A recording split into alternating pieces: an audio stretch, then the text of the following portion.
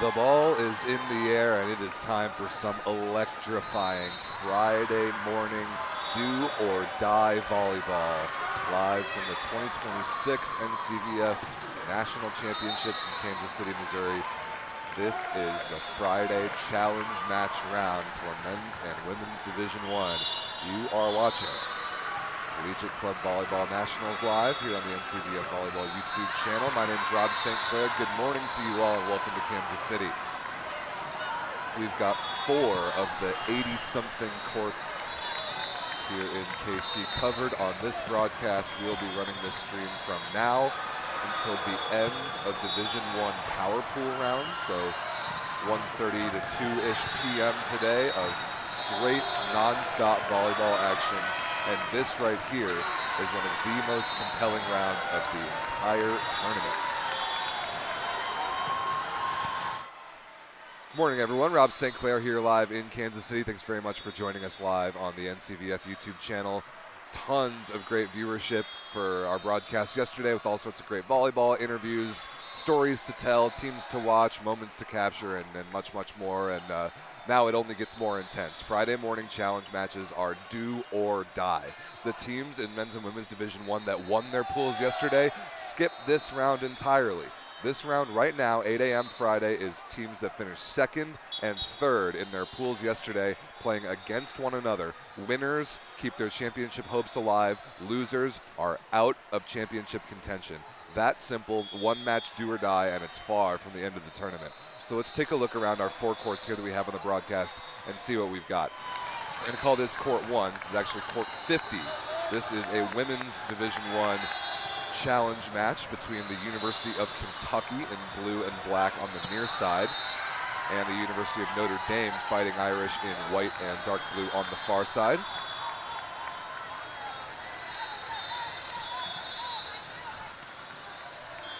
On Court 51, we'll call this Court 2 for the broadcast, you have the University of Delaware in black and blue on the near side and the University of Southern California in black and red on the far side. We'll do our best to distinguish between those two teams wearing black throughout this match. Those two are Women's Division I challenge matches on Courts 50 and 51. On Court 48, we have a Men's Division I challenge match between the University of Colorado in gray and gold on the near side. Setting up a triple block there against the University of Oklahoma in gray and red on the far side. Again, winners of these matches advance to championship flight power pools and keep their championship hopes alive. Losers of these matches in this round this morning right now are out of championship contention. Last but not least, Court 47. We have the Alabama Crimson Tide in white and red on the near side, taking on the Purdue Boilermakers in gold on the far side. Terrific block there from Alabama. Number 22, Jake Bellata in the middle for the Crimson Tide. So here you can see all 4 of the courts we got going on at the same time. I'm going to bounce between the 4. I'll show all 4 of them. I'll show each one individually here and there. We'll try to capture the best moments, the games that are the closest. Tell some stories along the way. But again, the stakes of this round are very clear.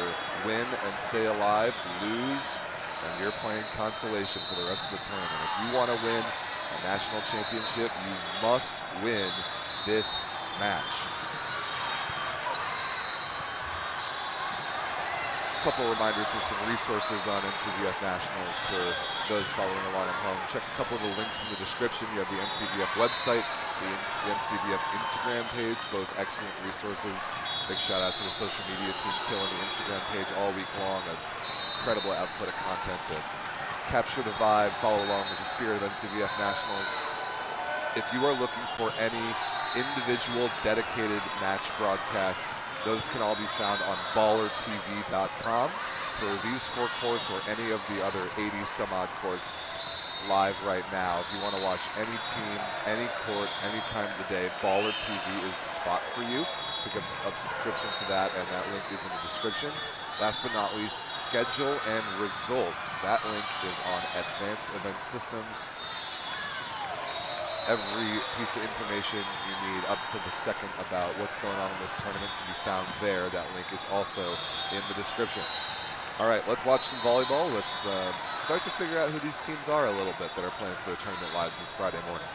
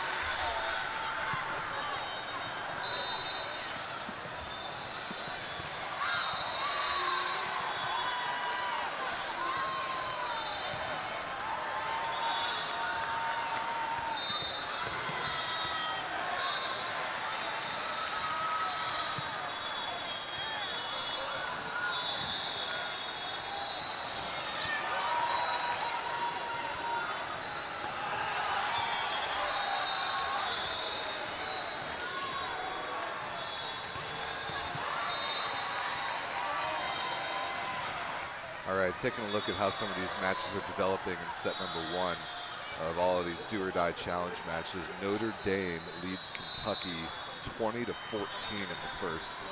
The Fighting Irish looking real good so far. See if they can get some insurance points here.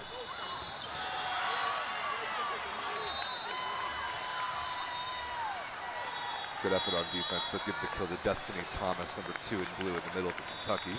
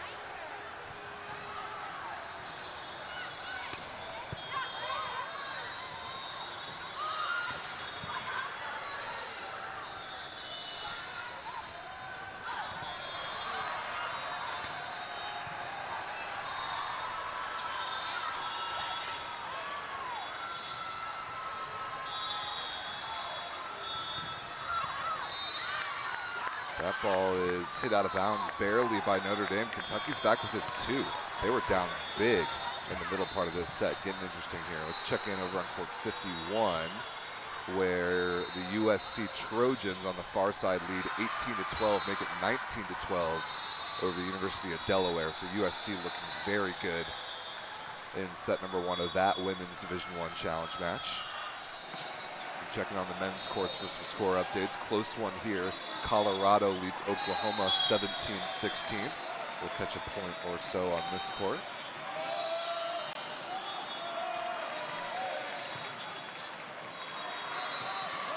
Wow, beautiful run to the middle. I love that push route to create some separation. Erickson Kwok, number 2 in the middle, gets the swing that time. Then over here on court 47, a tied first set, 19-all between Alabama and Purdue.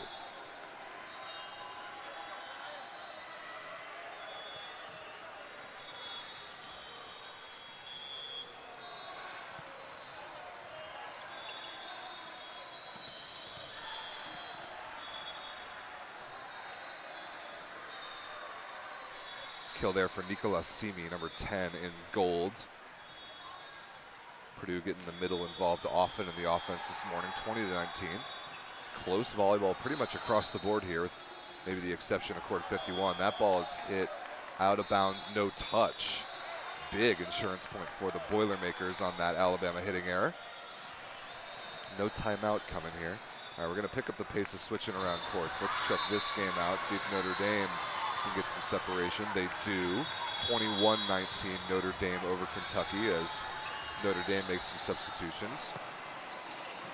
Over here, Colorado has opened up a bit of a lead, 20-16 over Oklahoma. Beautiful take into the cross court there. That is right on top of the net, but a net violation, I think, by the Colorado block. And Alabama got out of that rotation, is within 1.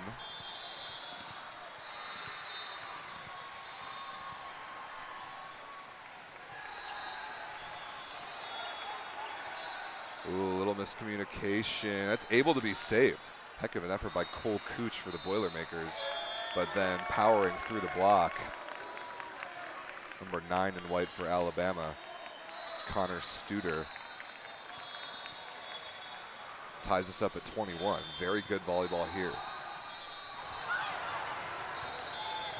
Free ball chance for Notre Dame to go up by 4 and potentially put this set away. No, not yet.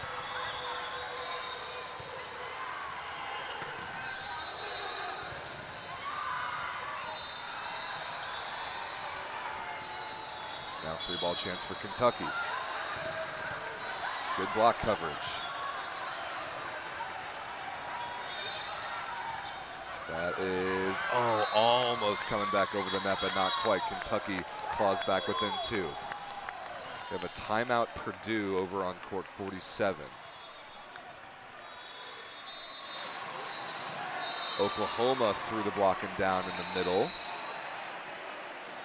That was 67, Donald DeWald in the middle for the Sooners. 1 point set there on court 48.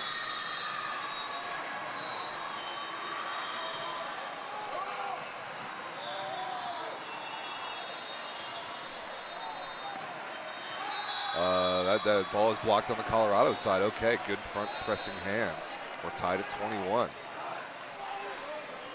Kendall Landis, I believe, number 12, will get credit for the block there for Oklahoma. Damian Torres, the libero, serving for the Sooners. Liberos can serve in the NCVF, and Torres forces an overpass, which is dispatched by Tyler Schlarb, number 20 for Oklahoma. That'll be a timeout, Colorado, definitely. They led by 4, 20-16, and Oklahoma's been on a massive run since. Kentucky has tied it up. No, Kentucky has taken the lead, 23-22. They were down huge. They might have been down 17-10, 17-9 or so, but have stormed back to go up by 1. Approaching the finish line, timeout Notre Dame. Alabama just got a point out of that timeout, but Purdue equaled it. They are tied at 22. Good pass. And off the block and out of bounds once again goes Studer, excuse me.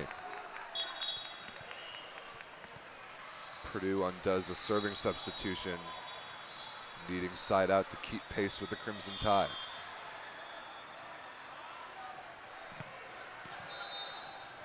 Excellent pass. Good dig filling the seam in the middle back position. That ball is, oh my goodness, miscommunicated, and a free ball scores as nobody on the Purdue side was ready to take that first ball. That brings up set point Alabama. That is a bit of a disaster. Quickly over to Kentucky out of the timeout. They can't quite get around the block of Notre Dame that time. Number 12 in white in the middle, Meredith Bond. Back to Purdue to see if they can answer. Set point Alabama. They've got to swing for the set. Studer, Doug. Cooch wins the joust but commits a net violation. The Alabama Crimson Tide pushed to the finish line with a 3-0 run. 25-22, Alabama wins the first set. We have a set point opportunity over here for the Kentucky Wildcats. We're down huge in the middle portion of this first set, but now they have a chance to win it on their serve.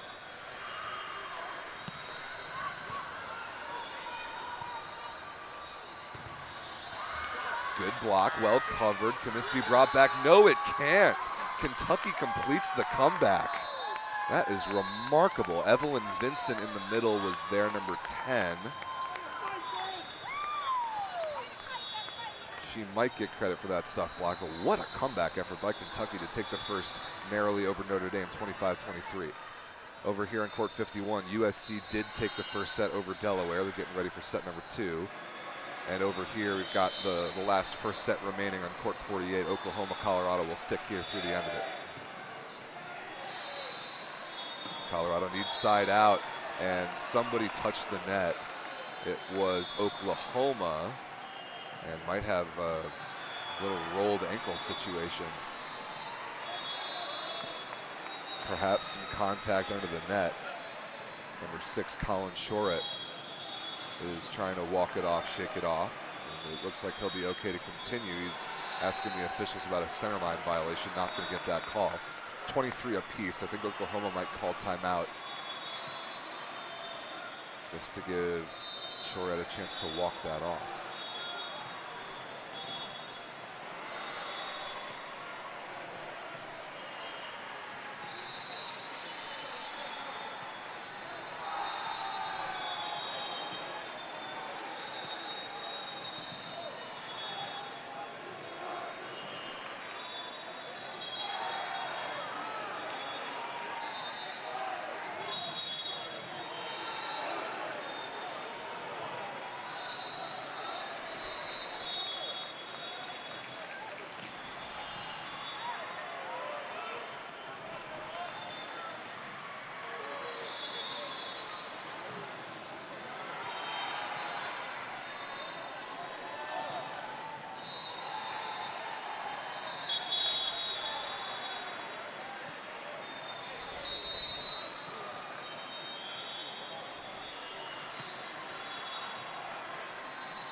out of the timeout here, dead tied at 23. That ball set a little too far outside. Colorado with a chance to take the lead in transition. Oklahoma scrambling. Swing through the block is dug. Free ball chance here for the Sooners. Ooh, and the missed connection to the middle. That ball set just barely too high. And Colorado is going to have a set point after the extended rally.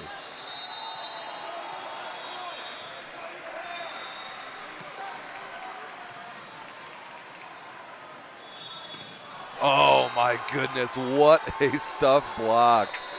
Finishing it in style, Donovan Weber, number 26.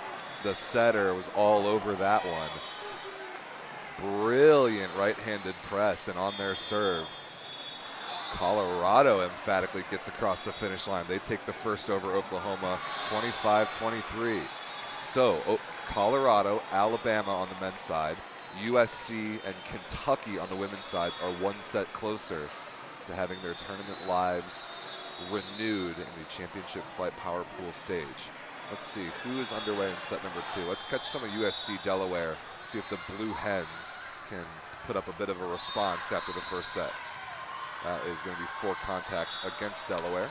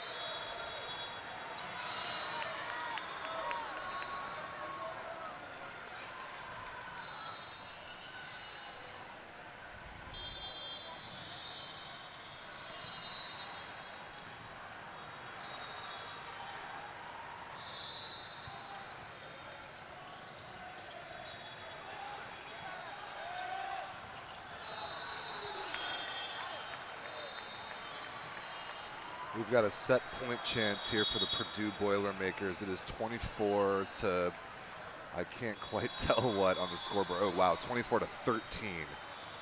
Purdue lost the first to the Alabama Crimson Tide, so that one certainly looks like it's going 3 in that challenge match. This one here just went to a timeout. We'll get back to that. We're on the women's side. Kentucky is mounting another comeback. They trailed again for the most part of this set against Notre Dame. That is, what's that called? Net touch, maybe? 19-21, the Fighting Irish trail and down 1 set to none. We'll stick here to see if Notre Dame can be the comeback team this time. That was not touched by the block, I don't think. Notre Dame gets within 1. Update on court 51, a very close set this time, 21 all between Delaware and Southern California. Nice swing down the line, wrist away right there. USC won the first.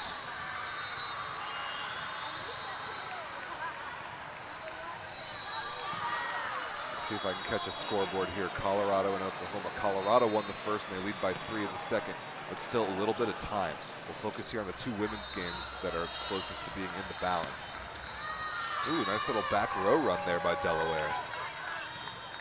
Number 23, Madeline Lowe in black and blue gets the kill out of the back row. Tied at 22. Delaware must win this set to stay alive. On court 50, Kentucky. That ball is out of bounds off Kentucky, and Notre Dame is within 1. Gonna pick up the pace as we bounce back and forth between those 2 courts. There's the simultaneous balls in play, so we'll go to the multi-view. The 2 courts on top are the 2 closest games right now. Delaware and USC top right, Kentucky, Notre Dame top left. Wow, Notre Dame just missed an opportunity on an overpass swing, but they hit into their own net. It'll be 23-21 Kentucky in blue and black at the near side of the top left of your screen.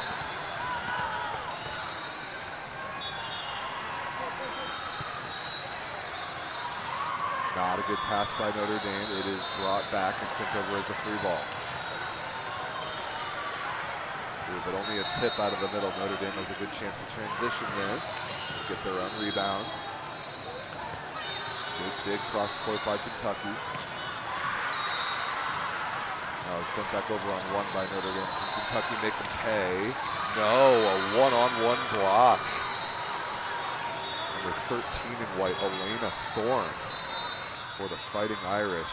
Can we catch a scoreboard there? I think it's 23-22 Kentucky. The coach is leaning a little too much in the way of that one. That serve missed out of bounds. 24-22, match point Kentucky. Quick update here on 51. It is 24 all. Deuce situation between Delaware and USC. Substitutions being made. Next ball in play here will probably be Kentucky serving for the match. Trying to chase down a volleyball.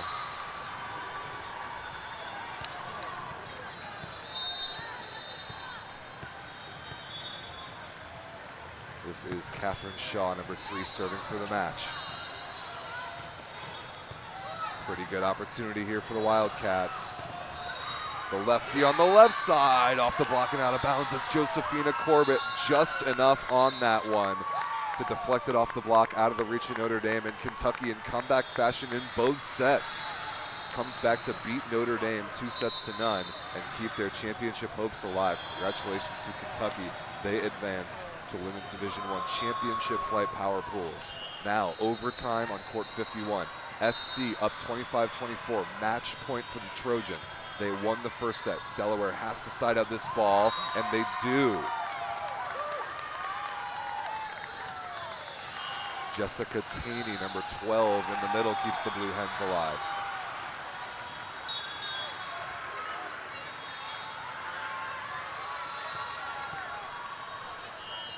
By the way, Purdue and Alabama are in fact in set number 3.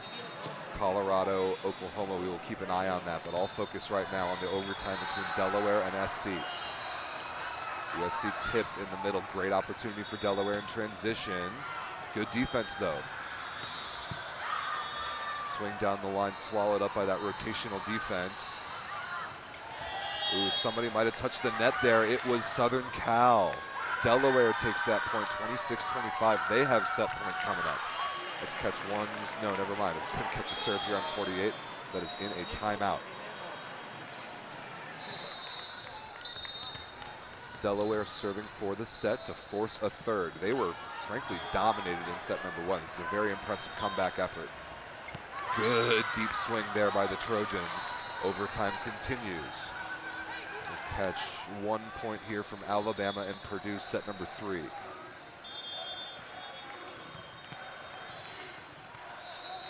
That's a stray volleyball on the court there. Takes away a perfect pass chance from Purdue. Back to Delaware and Southern Cal. Cross court, is that ball touched? No touch called. Hitting error by Delaware brings up another match point chance for USC.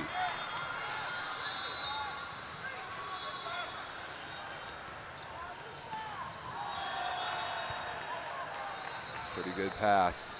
Back one run, tip deep over the head of the libero, and that scores to extend the set for Delaware. Jessica Taney again in the middle, finding the court that time. Out of the timeout here, Colorado leads Oklahoma by 1 and 1 set to none. Now we're tied at 20. Oklahoma needs this set to force a third. Overtime here on court 51. Transition chance for Delaware. Through the block, that pancake play is made. That ball is up off the floor. No defense that time though, deflected off the block and down. Madeline Lowe on the left side for the Blue Hens brings up set point, 28-27.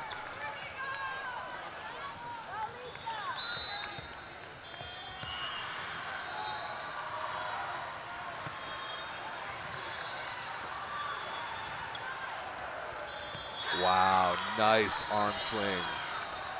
Getting that ball down the line around the blockers. SC keeps the set alive, trying to catch a jersey number there. That might be,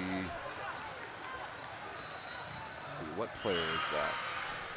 Is that a 10 perhaps? Is that maybe Alexander Chiao? I'm not sure.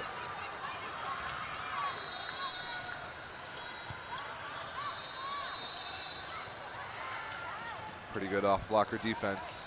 Swing chance to take the lead, and the tool off the block is good.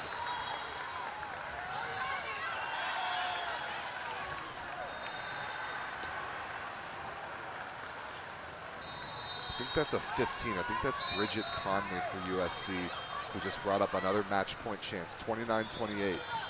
Trojans could punch a ticket to the championship flight power pools right here, and they've got a chance in transition. Through the block and down. Just barely enough on that swing to get it through the Blue Hen block and find the floor, and a pretty good overtime. 30-28 is won by the USC Trojans. USC wins the match 2 sets to none, and they keep their championship hopes alive, advancing to Women's Division I championship flight power pools. Now only 2 more matches hang in the balance for this round. Tight second set here in Men's Division I between Oklahoma and Colorado. Oklahoma down by 1. It looked like they just signaled for timeout, and they did. So let's catch set number 3 here between Purdue and Alabama. Alabama won set number 1 close. Purdue won set number 2 big. Alabama trails 5-6 here in the third. Purdue going for a true 5-1 offense here with a backcourt opposite attacking option. Good defense there by Alabama. And through the block on the give and go. Pretty good transition swing. Miles Von Ruden, number 1 in white, gets the dig and the kill. Alabama has run that a lot this game when their middle back defender digs a ball. Pretty often gets set that big in transition. Timeout Purdue at 6-6. Coming out of the timeout here, Colorado won the first, and they lead here 23-22 in the second.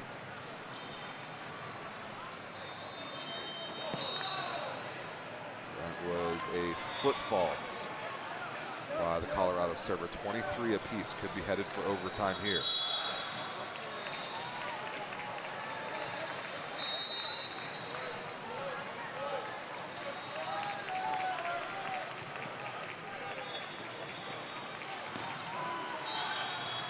Ball is dug by Oklahoma, but not quite able to be controlled, sent out of bounds. 24-23, match point Colorado. Oklahoma just needs side out to force overtime. It's Alexander Heiser, the backup setter, number 13, in for Colorado, serving for the match. Rotation 5 received for the Sooners. Front court setter, 2 front court hitters. Good pass. Crushed by the left side, dug back over to Oklahoma. Left side swing again, this time nicely finding the line. Is number 4 in dark gray, Alex Viniarchik, former Division I player at Belmont Abbey out of the Conference Carolinas. Played in a couple NCAA tournaments. Now overtime, 24-24, first to get 2 points clear.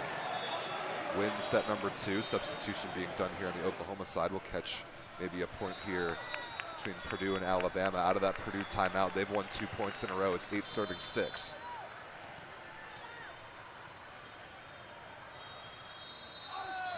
That float service missed just out of bounds. Back to Oklahoma. That's funny, good timing. That float serve that was missed out of bounds by Purdue, that ball just rolled into view on court 48.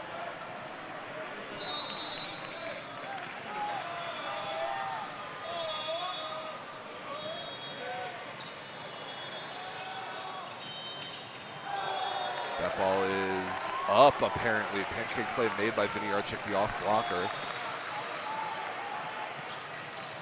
Oh, the setter dump through the block and down somehow. I think that's Colin Chore, which might have hurt his ankle earlier in the match, fought that off and kind of won the de facto joust through the block and down there. Now some conversation between up official and the Colorado captain. While that's happening, Oklahoma will have set point, but Purdue is up by 1, 9-8. Setter dump is very successful. Jack Hawkins, number 7, the setter for Alabama, who scores there and now goes straight to the bench.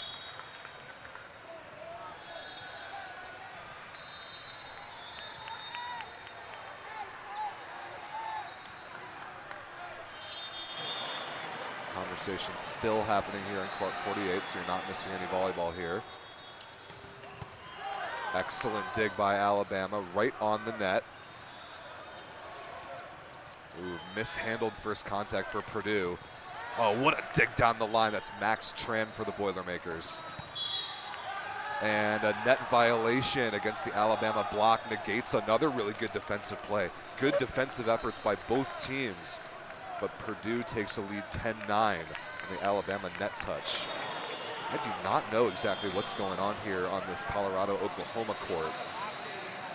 But whatever happened in that last point that got Oklahoma a set point chance has caused some serious conversation with our officials. So we'll keep an eye on that. We'll come back to it when the volleyball resumes. Right now, really the only court in action is here, and that ball is blocked by Purdue, I believe. Yes, blocked by Purdue onto the Alabama side, 11-9 after the Boilermaker break point.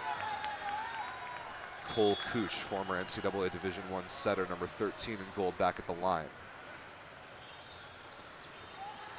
That ball is dug somehow, but not able to be sent back over. Alabama runs the middle to good effect, trailing by 1.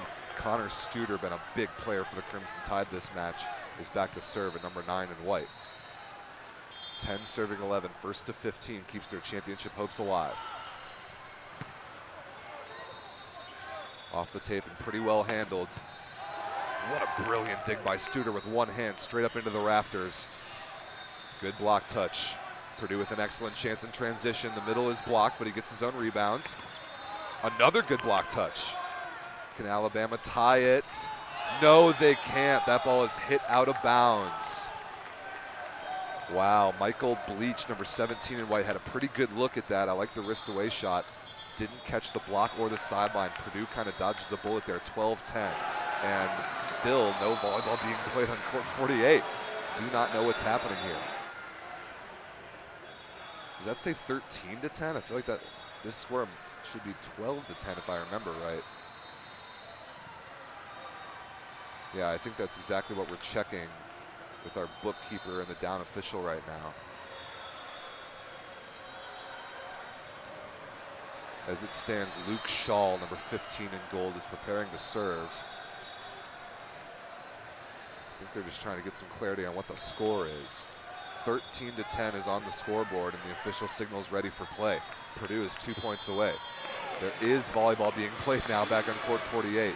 Set point Oklahoma. And Oklahoma's going to have a great opportunity in transition. Vinny Archik, deep cross court is dug. Somehow kept alive on the Colorado side, but sent over as a free ball. Oklahoma wants 4 contacts, not going to get it. Oh, brilliant diving play by the Colorado libero.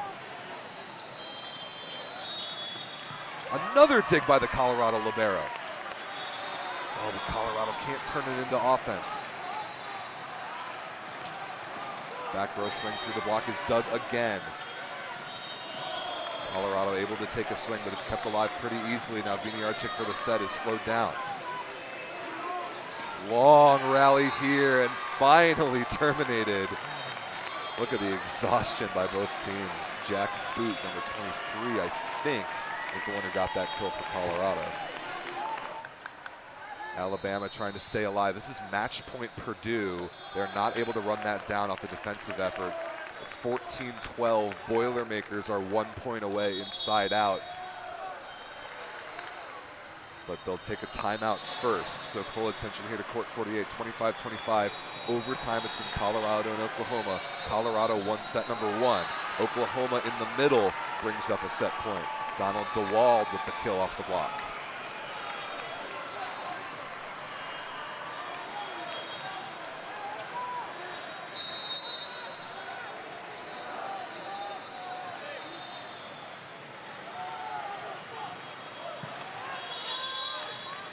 Good pass. And that ball is hit over the block and out of bounds. No touch called.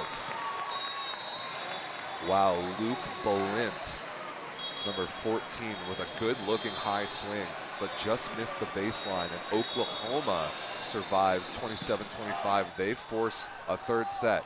Match point chance here for Purdue on court 47. Swing through the block and down.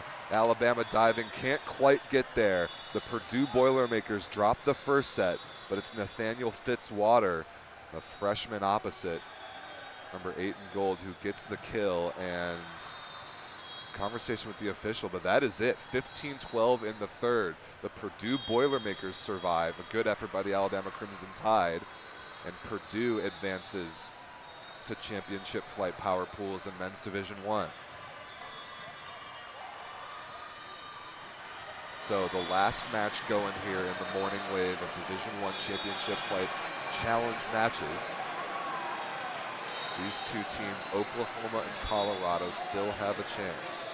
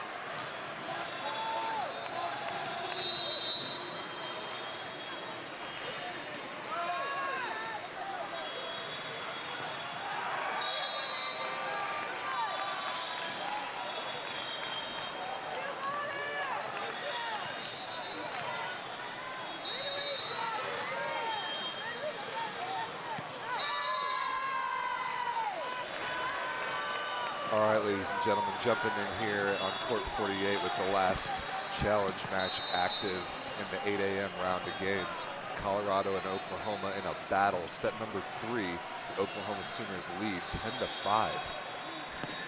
Oklahoma lost the first, won the second in overtime.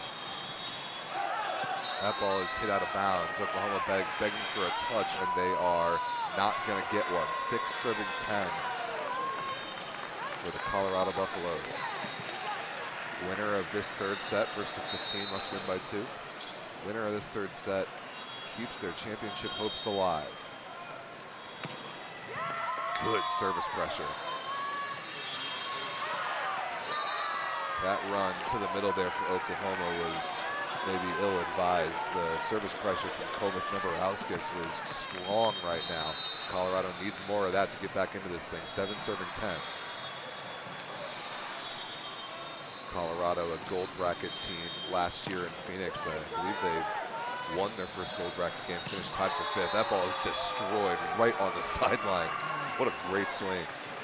Tyler Schlarb, number 20 for the Oklahoma Sooners, punched that ball down the line.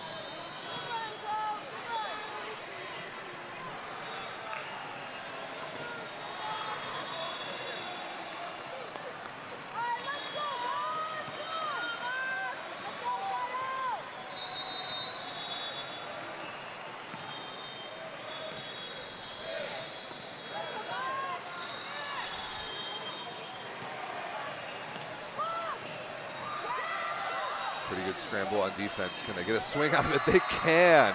Unbelievable. Look at that scramble turning into some offense.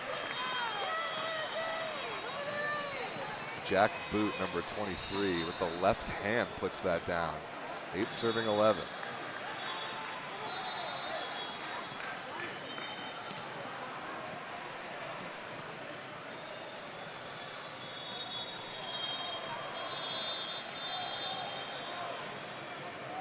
This has been a bit of a confusing game as far as the flow of it. There have been like a million timeouts called and a lot of officiating stoppages. That's why it's almost 9:20 local and this game's still going on. So this has been a bit of a long one. Oklahoma, though, in control on the scoreboard right now. Colorado puts in a serving sub. Ooh, inside ball. The little 32 run on the Oklahoma side is dug pretty nicely. Colorado in transition. Good diving effort to keep that ball alive. Free ball chance here for the Buffaloes. And a stuff block. Wow, look at that effort. I think that's Viniarchik again. Yeah, it is. Alex Viniarchik, number 4. Diving, chasing that ball down by the sidelines, and then coming back and making a block. The former Division I player from Belmont Abbey, now at the University of Oklahoma, creates a bit of a highlight right there. 12-8 Sooners, 3 points away.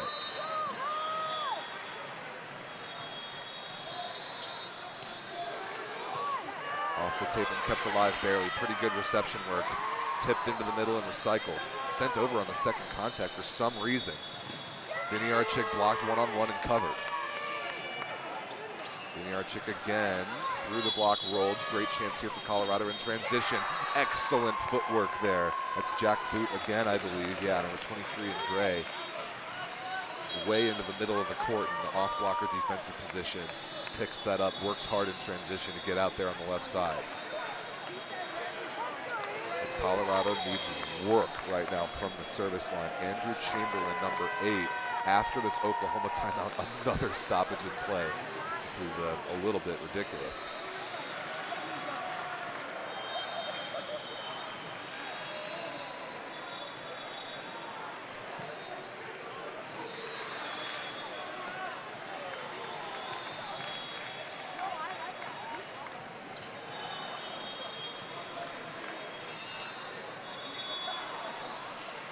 Reminder of the stakes. One of these two teams' championship hopes are going to end here in the next couple minutes.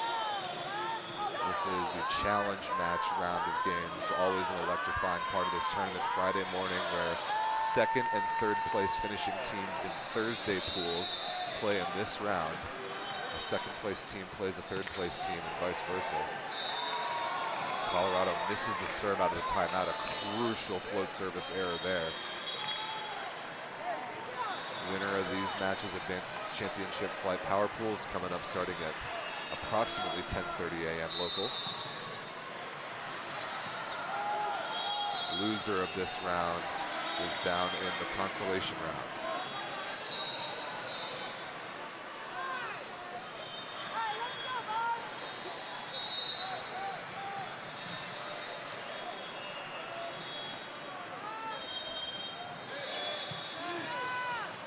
Pretty good spin service pressure there. Not well connected in the Colorado offense. Excellent chance for Oklahoma to bring up match point. 14-9 on a wide open net. Colorado is all out of sorts on that play. That was a pretty good pass. I'm not sure what triggered that misconnection in the offense. And then the blockers just got lost. Wide open net for number 21, Jacob Toth. The opposite for Oklahoma. They have match point 14-9. A bunch of chances here on the serve instead of Colin Choret. Pretty good pass. That pipe is hit into the net and not touched, and that is it. The Oklahoma Sooners. Colorado disagrees. They think that ball was touched by the block, and they're making the argument that how could it redirect that way if it didn't touch any of the hands, but the call is made. It is 15-9. The Oklahoma Sooners survive this challenge match round, and Oklahoma's championship hopes are still alive. Colorado can only play for consolation.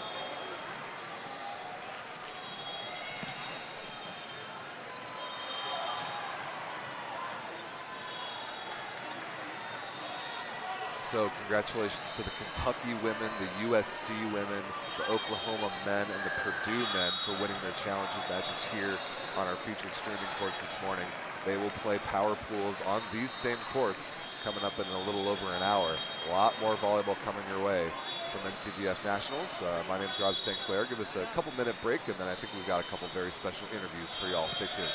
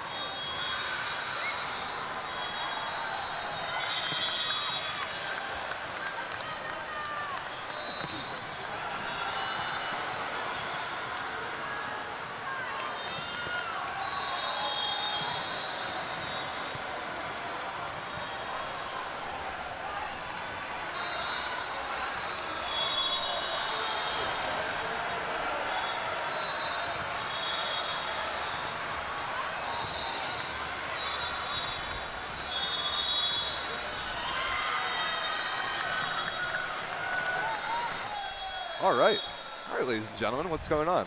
My name's Rob St. Clair, and this is Aiden Cups. Aiden, welcome. Nice to meet you, man. Nice to meet you. Thanks for coming to join us. What year in school are you, and what are you studying? I'm a junior, and I'm studying radiography. Very nice. And where are you from? I'm from Chicago suburbs, Plainfield. Plainfield? Yep.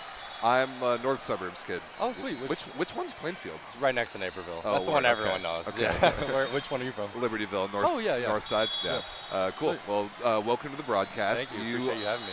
Absolutely. So you play for Mizzou. You're the 2 seed overall in this tournament, sir. and you're kind of like the home team as far as D1 teams are concerned. I don't think there are any teams closer to Kansas City than Columbia. Right. Has that made a difference for you guys being relatively local? I think it has. We have a lot of friends and family here for sure.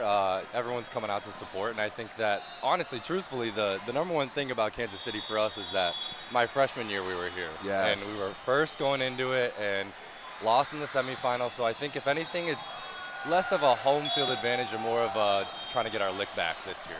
Well, I'm glad you brought that up. Sorry to bring up rough memories. No. It's fuel. It's not rough memories. Good. It's fuel. Yeah. That's what we like to hear. I did want to ask about that because the last time we were here in KC, you guys were the number 1 seed coming into the tournament. And, I mean, your program's been super strong since the pandemic. I mean, when I was playing about 10 years ago, Mizzou was always good. Right. But they were never number 1 in the country good. Right. Number 1 seed at nationals good. What would you say post-COVID has been the biggest part of getting this club to where it is right now? I think mindset, to be honest. I think that my freshman year I came into this program and it was everybody wanted to win. Everybody bought in. Everyone in the gym wanted to win. It was always like from the second I walked in my freshman year, everybody talked about winning the national championship. And truthfully, I didn't know much about college club coming into college. Few people do. Yeah, That's so one of the cool things about it. I played club all of high school and middle school, and so I came into this and I was like, dang, like this team really wants to win this national championship. I didn't even know there was a national championship. And so it's just that mindset of like, we're all here for one reason. We all want to win. And I think that that's what got us where we are now and where we were. And so I think that we're just continuing that. And that's the same mindset we have now. So. Do you guys have a coach? No, we do not. That's something that I think is cool and unique about club volleyball is that that's very possible. It's possible to be really, really good without a coach, being led by the players. Right. So you were here in Kansas City in 2024 as a freshman. Yes. When you guys were seeded number 1, you got to the semifinals and lost a heartbreaker. Yep. I'm assuming no coach back then either. No coach back then either. Tell me about just the process of that, where it fits in your timeline of being a freshman on a really good team to now being perhaps in more of a leadership role on a really good team with no coach in the picture. Right. I think it's just kind of everybody just does their part. I think that's the biggest thing. I think putting so much pressure on one person without having a coach is just too much, and I think a lot of teams tend to do that. There we go. A lot of teams tend to put all this pressure on one player to lead everybody and whatever, but I think we have many leaders on our team, and that's the best part about it is that, everybody's going to have a bad game, and so if I'm down, we have 5 other guys on the court that are going to pick everyone else up, and I think that's the best part about it. So I don't think it's ever been a challenge of, like, trying to find a player to be a coach, or I think it's just the team itself is bringing everybody together, if that makes sense. Just leadership by committee. Exactly. That very much makes sense. Yeah. What would you say are some of the things from your 2024 experience, and then last year as well, but particularly here in KC being one of the tournament favorites? Right. What sort of things from that experience help prepare you for a year like this year? I think the biggest thing is coming in not with the mindset of, well, freshman year we were first, now we're second. So I think that coming in just thinking we're going to be good instead of actually proving that we're going to be good. And I think, truthfully, that's why I'm more than okay with that number 2 seed. Last year we were ranked, I think, 20-something coming into it. So last year we had that mindset of, like, we need to prove that we deserve to be here and we need to win that out. And so I think coming in with the mindset this year of, yeah, we're second, that's great, but job's not finished until we have that medal around our neck. So. That's what so many teams are looking forward to. That the chance to even just get to Saturday where anything can happen and make a run at T-Mobile Arena. What would you say are a couple words to identify Mizzou volleyball? Do you have a way to describe your team's play style or identity? Yeah, I think the first one is community. I think that we have a great team. Our bench runs deep. We have an A and a double A that we scrimmage against each other, and our double A beats our A more than our A beats our double A, truthfully. Shout out double A. I like the labeling of A and double A. Yeah, That's no, cool. they beat us more than we beat them. So it's like we're always challenging each other, and we always are picking each other up. Everybody on the bench, like someone makes an error on the court, it's, hey, we're good, we got this, guys. Like, pick it up, you know. I think also just grit. There's a lot of games where it's like, you know, maybe we start playing down, and we're like, okay, we actually have to like really start pushing here, and we push past that, and we persevere, and here we are. So I think that's the biggest thing. I think those are 2 good words to describe us. I like that. Yeah. From the conference that you guys play in, it's the Midwest Plains, yes, right? It is. So shout out. Shout out. It's a very good conference on the women's side, a little bit less dense or in terms of like elite level talent on the men's side. Right. But you guys do travel outside a region a little bit, and you get to play some damn good competition. Like Yes, you went we to do. Hoosier Illini. We did go to Hoosier Illini. That's a great event It's a great, yeah. for seeing a lot of the country. So can you tell me the differences in playing, like how it feels to play your conference events versus how it feels to play a tournament like that or then like this, like nationals? I think the biggest thing is just mindset, because it's so easy to go into a lot of those tournaments thinking, okay, yeah, we're projected to win, we're the #1 in the conference and whatever, but Expectations. you know, those teams are still good, and it's volleyball. Anybody can win a volleyball game. Right. So it's just, you know, making sure that we're doing what we can do and doing the right things, and not changing how we play, but changing our mindset of, okay, yeah, this team is not as good, but you know, if we don't play how we need to be, they can still beat us. Yep. So it's just playing how we need to play. I think that's the biggest thing, and just playing our game. So True at any tournament. yes. very much. Where are a lot of your teammates from? You got some St. Louis, you got some Chicago. That's pretty much it. We Yeah. got St. Louis, Chicago. I think that's it. I'm trying to think. People sleep on St. Louis as a volleyball city. Oh, by yeah, the they way. do. Yes, they do. That's why Mizzou is always so good, is because everybody from St. Louis comes to Mizzou. So, yeah, big time. Yeah, that's super solid. The high performance club when I was growing up was always awesome. I assume they still are. Yeah. We know what kind of a hotbed Chicago is. Like half the country's men's teams in this tournament are populated by Chicago area literally. kids, Yeah. which is awesome. Yeah. Who is in your power pool today? Do we know that yet? I do know that. It is CSUN and UCSD. Northridge and UC San Diego. Okay, Yes, sir. that is a fun one. Do you know anything about either of those teams? I watched their games this morning. Besides that, not much. But I mean, like I said, we just got to play our game, and I think that'll be good. Yep, Mizzou, UC San Diego, Cal State Northridge. Yep. San Diego, where were they? They beat Santa Clara. This morning? Okay. Yes, and then CSUN beat LSU. Okay. Yeah, I know Northridge's pool was pretty good yesterday. There was a lot of very good volleyball being played. I had a couple of your games here yesterday. You guys have some very legitimate firepower. Like it's some high level ball. Yes, I'm sure it's super fun to play that, but like now you guys understand how this tournament works. You know where you are in these power pools. You know what position you can put yourselves in. What's like an on-court area of focus for this afternoon? Serve and pass. Okay. I think that's the biggest thing. There's like you said, where we have a lot of firepower and a lot of weapons, but that can't happen if we don't serve and pass, and that's the biggest thing. And so I think that's a little bit where our team struggles. Is we got to keep the errors to a minimum and push, because when we minimize those errors, best team here. 100%. What's when you play a tournament like nationals where you got some opponents that you probably have never seen before? Right. Sure, you can like go and try and watch their games and do a little bit of a download, but at what point in a match would you say your focus might shift from what's going on your side of the net to maybe take in some information from the other side of the net? And I think that's right away, to be honest. Really? You start playing and you start picking up on what people are doing, especially serves. I think that's a big thing. Yeah. Someone's serving, you're like, all right, float. It came here last time. You're a left side, so you're I'm an an interception outside, pattern, So it's a lot of that, and like setter tendencies. Oh, they haven't set the middle once. The middle hit is only hitting this way. Take away this. It's a lot of like picking up little things. I think that's the biggest thing about nationals and college club is like there's not a lot of scouting. I know I played at some clubs in my high school that would scout a lot, and that was a big thing. And I know college real teams definitely scout, and so it's like for this you just got to pick it up as you're going. And I think that's a lot of teams don't do that, and that's a hard part. There's a lot of times where I'm like, I'm just banging the line, and I'm like, are you guys not watching the game right now? Like, come on. And I'm not complaining about that for sure, but it's like. Keep leaving it for me. Right, exactly. But I think that's the biggest thing that we do well at is communicating with each other about, hey, this is going on. And we have a great bench with smart players, and they're watching the game.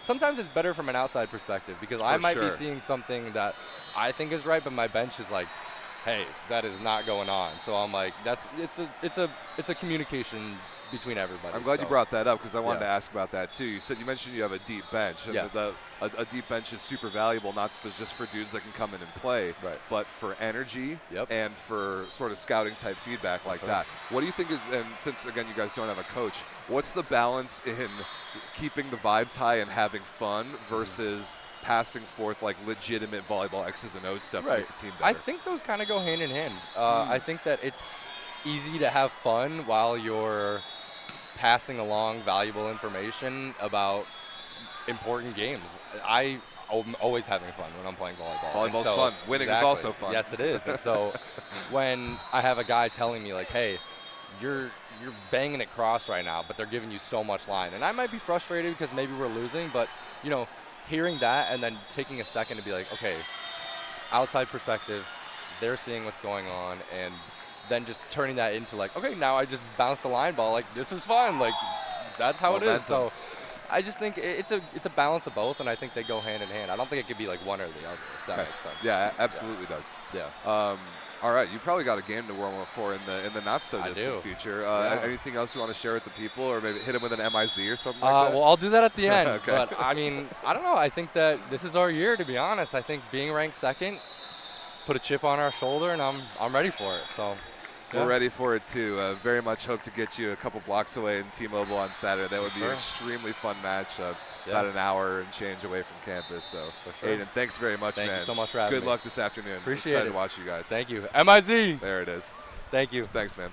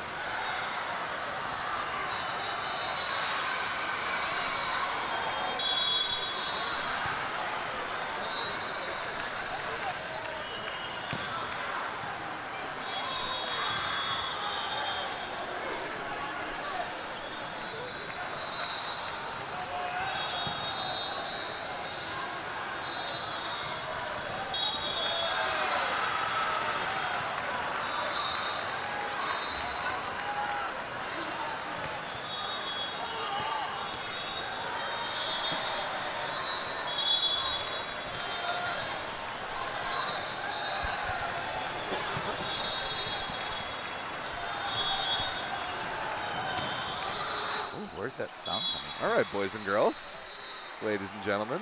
My name is Rob St. Clair. This is Eddie Zellhofer. Hello. Hi, Eddie. Welcome. Who are you and what do you do around here? I am on the board of directors for the NCVF, and I am here representing the Wisconsin Volleyball Conference this week. The WVC.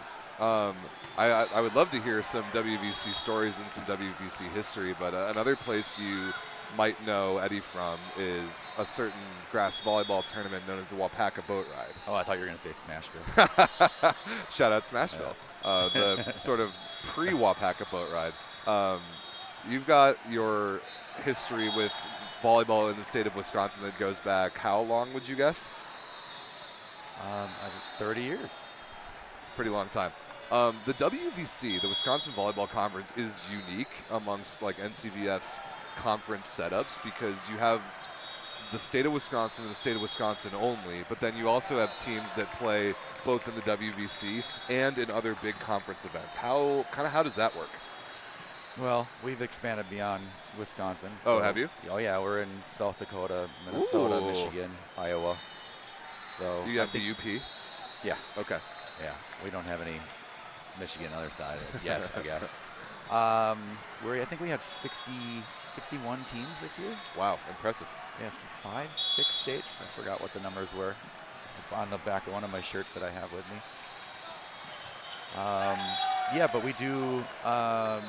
We have a lot of Division II teams based on the size of the school. So several years, well, probably 7 or 8 years ago now, the Midwest Plains Division Conference and us started a Division II tournament in the mid-season because we were finding that a lot of we had a mix in the WVC. We had some really good Division I teams and some Division II teams that would get killed by them all the time.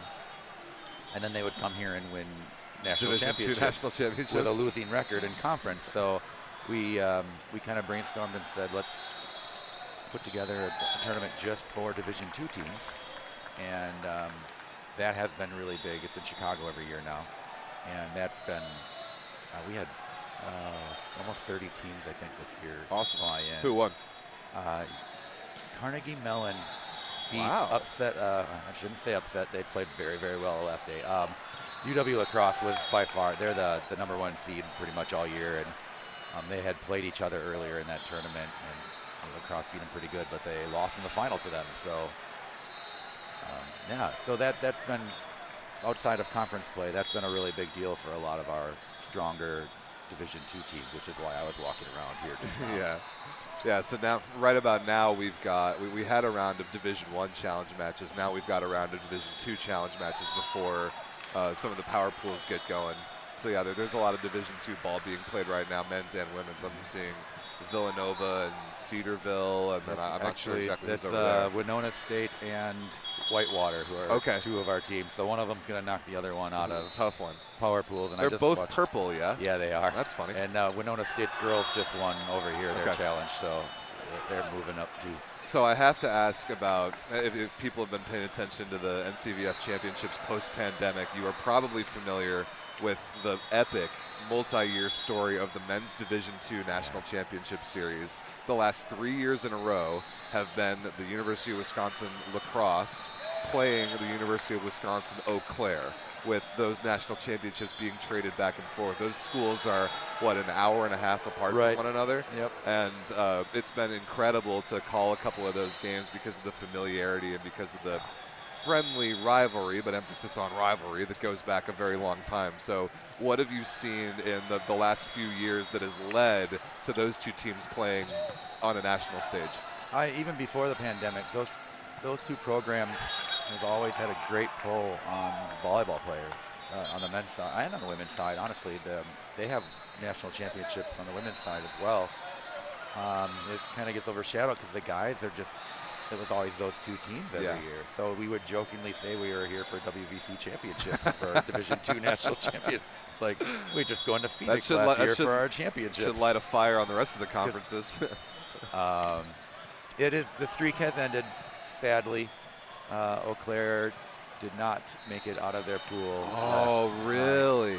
They lost some pretty key players from last year, so they knew it was going to be a tougher road. But their star player got injured midway through the season, and he tried playing last weekend at championships, and his shoulder wasn't working. So he's not playing. So That's too bad. But they kept finding ways to win without him all season. I give them a lot of props on that, a lot of close matches. But they lost every close match yesterday, unfortunately. So the streak is over. But lacrosse is the one seed in all division they are, too, and right? I don't think they had much of an issue yesterday so far. I saw one of their games yesterday afternoon, and they cruised. Yeah, they were. I think good. they were the first Division II pool done all day, so that's a good sign. A lot of 2-0s. Yeah.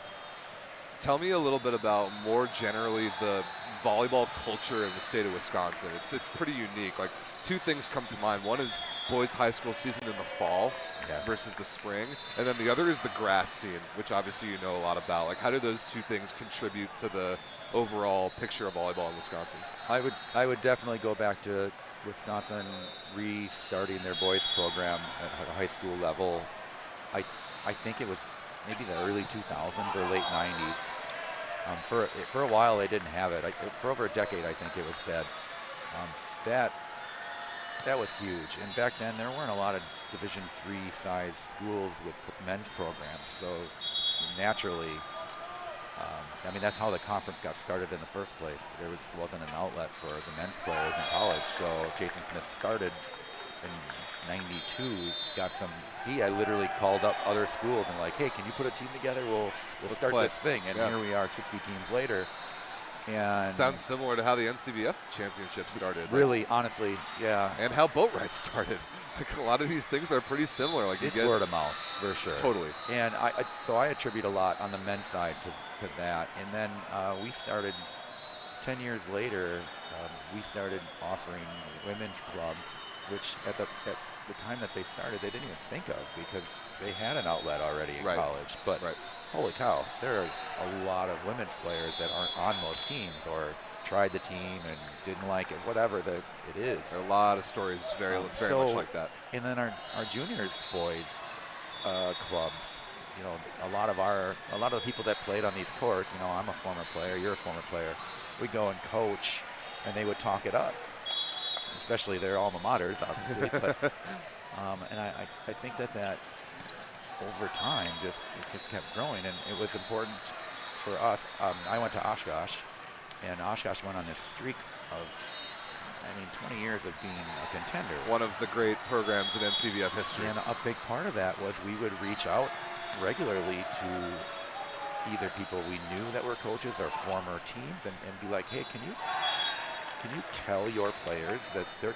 could be life for them, volleyball life for them after college or in college, even if they're not going to go play on an NCAA program. And that was monumental. And a lot of these programs, and I think lacrosse and Eau Claire are good examples of this, they're good and they're solidly good. And I think that trickles down into the boys. Yeah, they are known to be good so across the state. I know that was the case at Oshkosh. People would literally come into the school because of club volleyball. And I think that lacrosse and Eau Claire have that right now. And St. Thomas is another one of our teams, and they're in Minneapolis. Yeah, and they're pretty solid year on year out. Like they have a chance this year too. That's such a great theme of this event. I think the VLA at the adult level has sort of the same spirit of that. It's I think that too. There is life after college to play volleyball. In the VLA's case, in the NCVF's case, there is life after high school to play volleyball in a format that you can kind of do with your college club experience whatever you want to do with it. You can commit, do a lot. You can play a little and play sparingly and not travel that much. Like, those opportunities are there. And I think post-pandemic, just with the modern world we live in, social media, word of mouth, there are way more cameras on games at this tournament than there ever have been. Very true. I think the awareness of college club volleyball is only increasing because, I don't know, I won't tell your story for you, but for me, when I vaguely knew of the option to play college club volleyball at Purdue, but until I got there and I tried out and was stunned at the quality of players. Then went to my first tournament, was getting bounced on by a 6'10" lefty. I'm like, what is this? Like, I had no idea any of this existed. Why aren't you playing somewhere else? Why are you here? Why are you? This guy, I remember Nick Baranti, University of Iowa, absolute monster, like extremely intimidating and hitting lines for a freshman like myself. Like, why? What is this? Like, how is this not a nationally gigantic thing? And it is slowly getting there. And the slow organic method of growing events like this is, in my opinion, the best and almost only way for an event like this to thrive. And same in the grass, obviously. Totally. Grass is a different beast altogether. It is complete grassroots, literally. I know. Good one. Word of mouth. You know, we really started to grow for Wapaka Boat Ride when we got forced out of Wapaka and we moved to the Dells. You grew too big. And then when we were in the Dells, the Minnesota crowd thought, well, that's not that far now, or they heard about it more, and they started coming, and they'd go back and they'd tell everybody else about it and come back with more people. And so, yeah, there's similarities between all three of those organizations. I see that happening in the VLA right now, too. Yeah. I did not know about the existence of grass volleyball until right when I was done playing at Purdue. So, like, the first grass tournament I played was after my senior year, summer 2016. It was one of the big players tournaments in Chicago. Yep. And then the following year, I heard about this thing, Wapaka Boat Ride. Like, what do you mean 10,000 people go to the middle of nowhere, Wisconsin in July for this? Like, how could that be? And then I showed up, and it instantly became my favorite weekend of every year without a question. So describe in as few words as you can, given your history of it, what is it that makes the Wapaka Boat Ride event so special? I think you probably got a taste of this in your first one. We find that everyone treats it kind of like a family reunion. And it's 100%. Their one time, like all these people that are playing together, they start their lives and they leave, and their 1 week seems to be us. So they come back, and that was our actual theme last year. I think it was on our shirts, like the family reunion. Volleyball family reunion. Like, I see a lot of that. And I mean, it's true for me as well. I see people maybe once a year, once every other year, and they'll come up to me at Boat Ride like, man, I've seen you forever. I actually did that a few times here. Yeah, there are some Boat Rider parents here today. I'm like, hey, I played with, like, I still play against you and his kids on the team. Like, oh. That probably makes you feel really young, right? Real old. It's been going on for a while, so I'm getting used to it. You'll appreciate this. My wife has come to a couple boat rides, and she is not a volleyball person at all. She's come twice. She had an excellent time, but her main complaint was that she never gets to hang out with me the whole time because I'm seeing people that I see once a year, and I talk to them for 15 minutes, then I walk about 5 feet, and the same thing happens. It's funny. I kind of relate it to a wedding. You know, when you're the center of attention, you don't have time for everybody. That's true. You kind of missed out on. I feel that way kind of at those big events like that too. Shout out to Bob and Rachel Hall. They literally did get married at Boat Ride like a couple days before the event a couple summers ago. They did. It was really cool. I'm surprised we haven't had a bunch of asks to do it since. It's only a matter of time. Didn't Travis Hudson, former NCVF MVP, didn't he get married at Brighton Acres? He did, yeah. I got a kind of a working deal out with the owner. Like every time a volleyball player gets married at his event, he's give me a bottle of my choice. It actually hasn't come into fruition, but he promised it at one point. I'm like, oh, I should really cash that in. That is, as far as grassroots volleyball events deals go, that is extremely true to the spirit.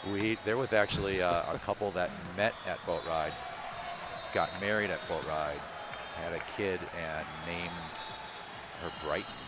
Because it's at Brighton Acres. At first or middle, I can't remember which. That's spectacular. And then last I knew, they were from the Green Bay area, which is an hour-ish north. Hey, you were giving me a hard time for Chicago. You know I'm a Packers fan, right? Oh, that's good.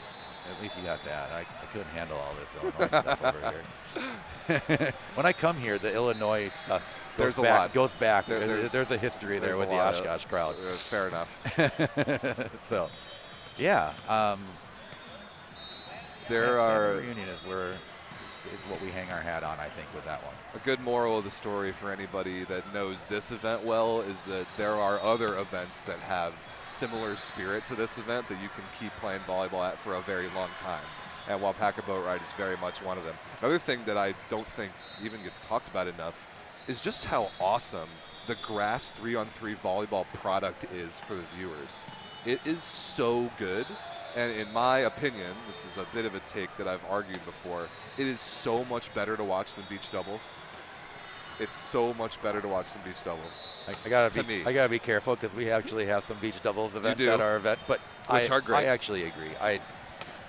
Having that third player, it's interesting, and it's evolved a lot over the last few years. You know, the best teams in the world are three-person pass receiving.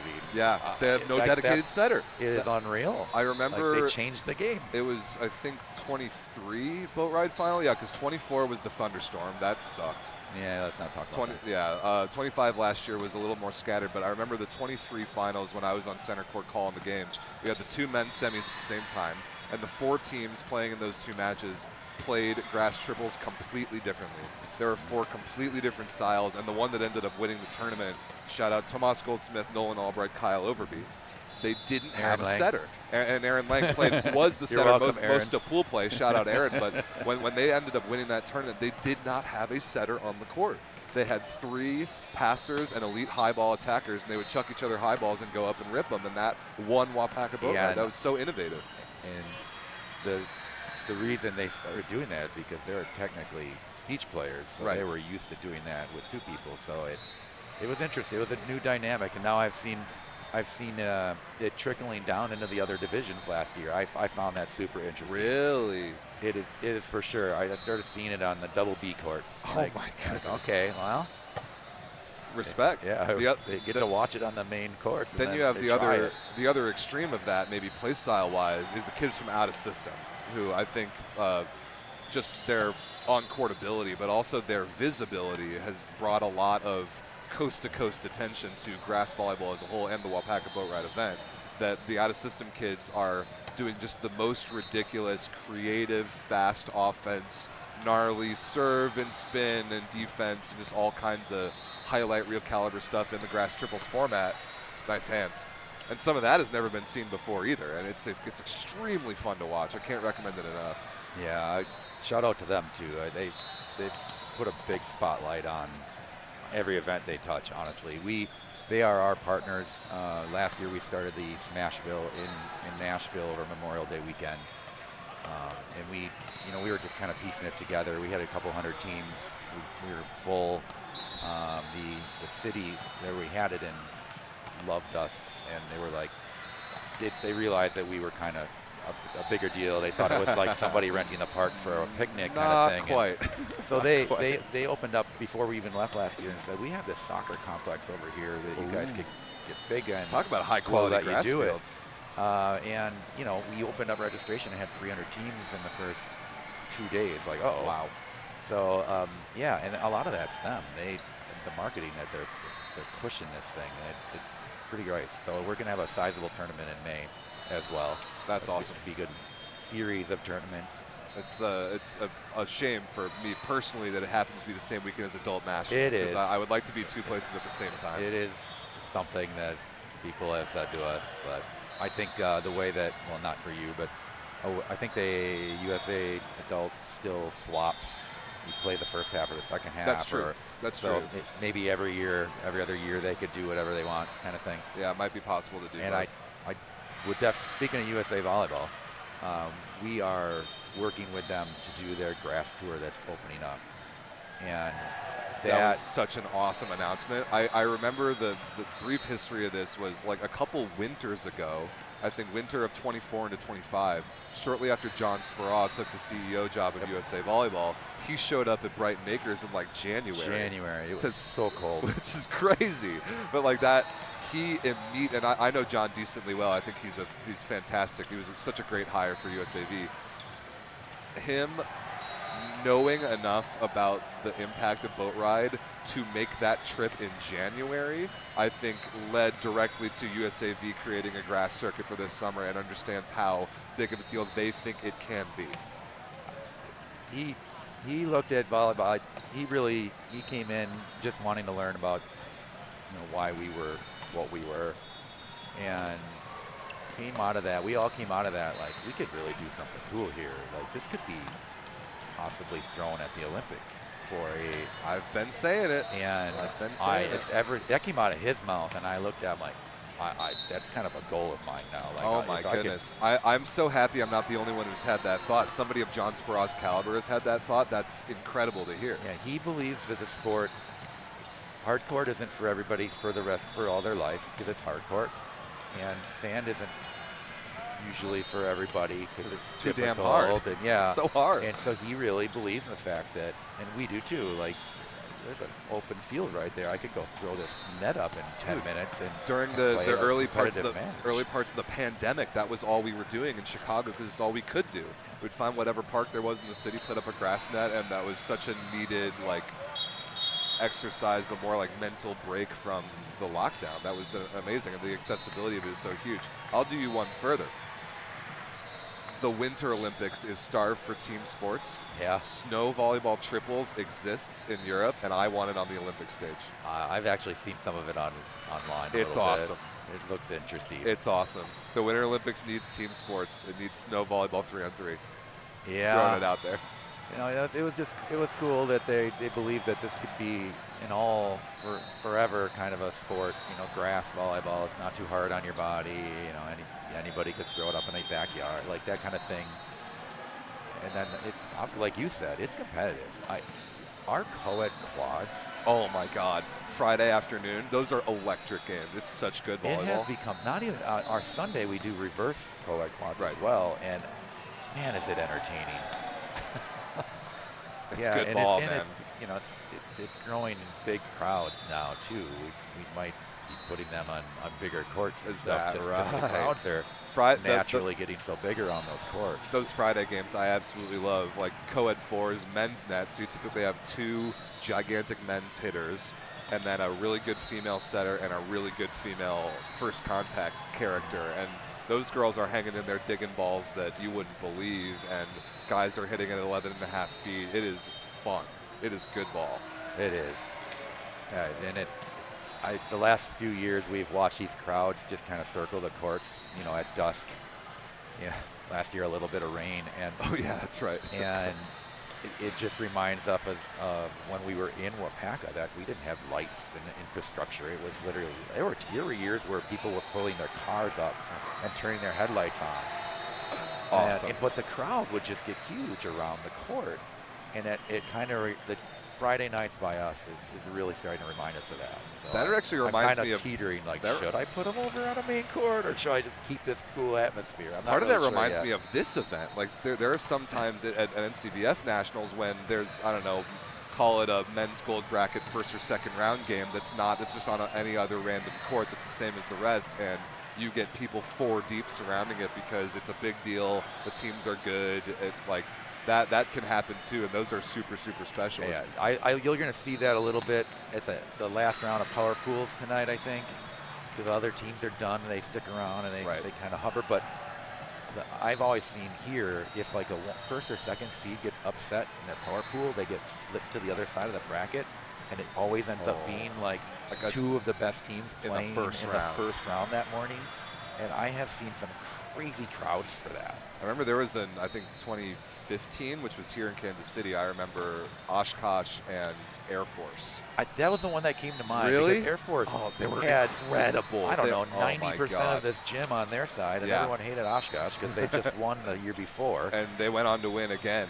That was a ridiculous match. Those Air Force dudes were so physical. I remember they had this little like 5'3" Hawaiian setter who ran around and was dishing all these like 6'5" built military dudes that were touching 12 feet. I remember all that. Yeah, that was. I'm so happy that came to your mind too. That was such one of those games where there were people dragging over those like weighted down barrels to stand on them to see the games. And it was 9 in the morning. Yeah, that was interesting. Awesome.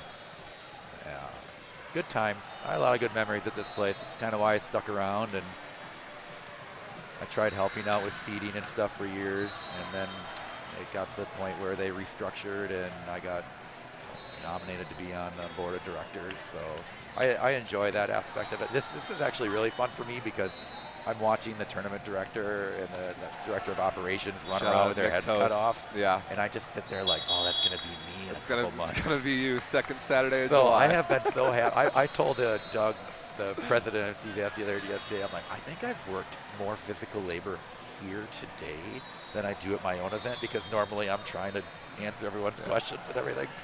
So I do enjoy the difference of the two. I like being involved in both because they both become so ginormous. So Me fun. too. We all do. Well, we've got power pool matches, speaking of great volleyball. We've got power pool matches here starting in a little bit. Your two teams over there. Still going. Yeah, Winona and Whitewater are still going. We've got The who is purple this? team's winning. Both. Oh, nice one. Thanks. Irvine and Notre Dame are about to start playing in this power pool. I think we have some women's power pools coming up. So where you want to help me plug some of the Wapaka things where people can find more information about that tournament, or WVC things, or anywhere where people can find you? Just look on the internet and you'll figure it out. I mean, wapakaboatride.com. I know people probably have no idea how to spell it, but just search large volleyball tournament and you'll probably come up with it. Registration's open, by the way. It is. We had, it's been open for a week and I have over 725 teams already, which is crazy. I don't remember being that. There's not a big rush to get in ours because we do have so much space that we can. Oh, we are planning on. I haven't announced it online yet, so I might as well be a breaking thing here. We tore out our sand volleyball courts that were behind the main complex, is where we played the AVP stuff for years, and we decided to clean all that sand out of there and move it to the other sand location. So we're going to have 10 sand courts still, but out in the area, in the field a bit. And we are moving championship court from right next to the barn to behind that big shed where the sand courts were, so that we can get a more 360 surround infrastructure as far as bleachers and stuff like that going. Way more bleachers, our way biggest, more Our space. biggest complaint every year is people can't see because it's so many people in that area around the barn. So what a great problem to have. It is, and we are hopefully going to be adding a neighbor's field to the mix. So our triples has been capped at what, 15 to 1,600 teams the last couple years. This is the main event on Saturday. Yep, and so hopefully this new land will open the door for getting some people off the wait list and getting more people involved. So yeah, I haven't put that out there yet. So exclusive. You're welcome. Nice. Gotcha, Eddie. Well, events like this, events like Boat Ride, are as important as they are to American volleyball at large. Grow from people putting in work like Eddie Zellhofer and like Doug Hinton, Nick Toth, like Sante Pirelli, like my colleagues who run the VLA, like all these conference commissioners, all these club presidents here at NCVF Nationals, like the people that put in the work at the grassroots level create these unbelievable events, and they survive and grow because the spirit of them is so authentic. Without a doubt. You can tell which organizations are run with, love of the game. And this is definitely one of the bigger ones. This one, today. Boat Ride, Smashville in a month and a half. There's Pottstown. I mean, there's some biggies out there, and that's why people flock to that. It's part of the vibe that gets put out. They know, they can feel it, and then when you're at any of these things, you can feel it. Well-run events is probably the number one reason for growth at a volleyball tournament. Honestly, I never think it's about prize money or prizes. I always think it's about how well it's run. Did I have a good experience? And every organization that I'm around, I'm happy to say that I think that's a great product. Couldn't agree more. Eddie, you were the man. Awesome. Thanks for this. Thanks for hopping on. Glad I walked by. Glad you walked by too. Good luck to the rest of the WVC teams. Yes. Hopefully getting a couple more D2 crowns, men's and women's. Wouldn't surprise me at all to have a couple yours over in T-Mobile Arena tomorrow afternoon. So go watch some volleyball, enjoy it, and we'll see you in July. Thank you so much. Have a good one. Thanks, buddy.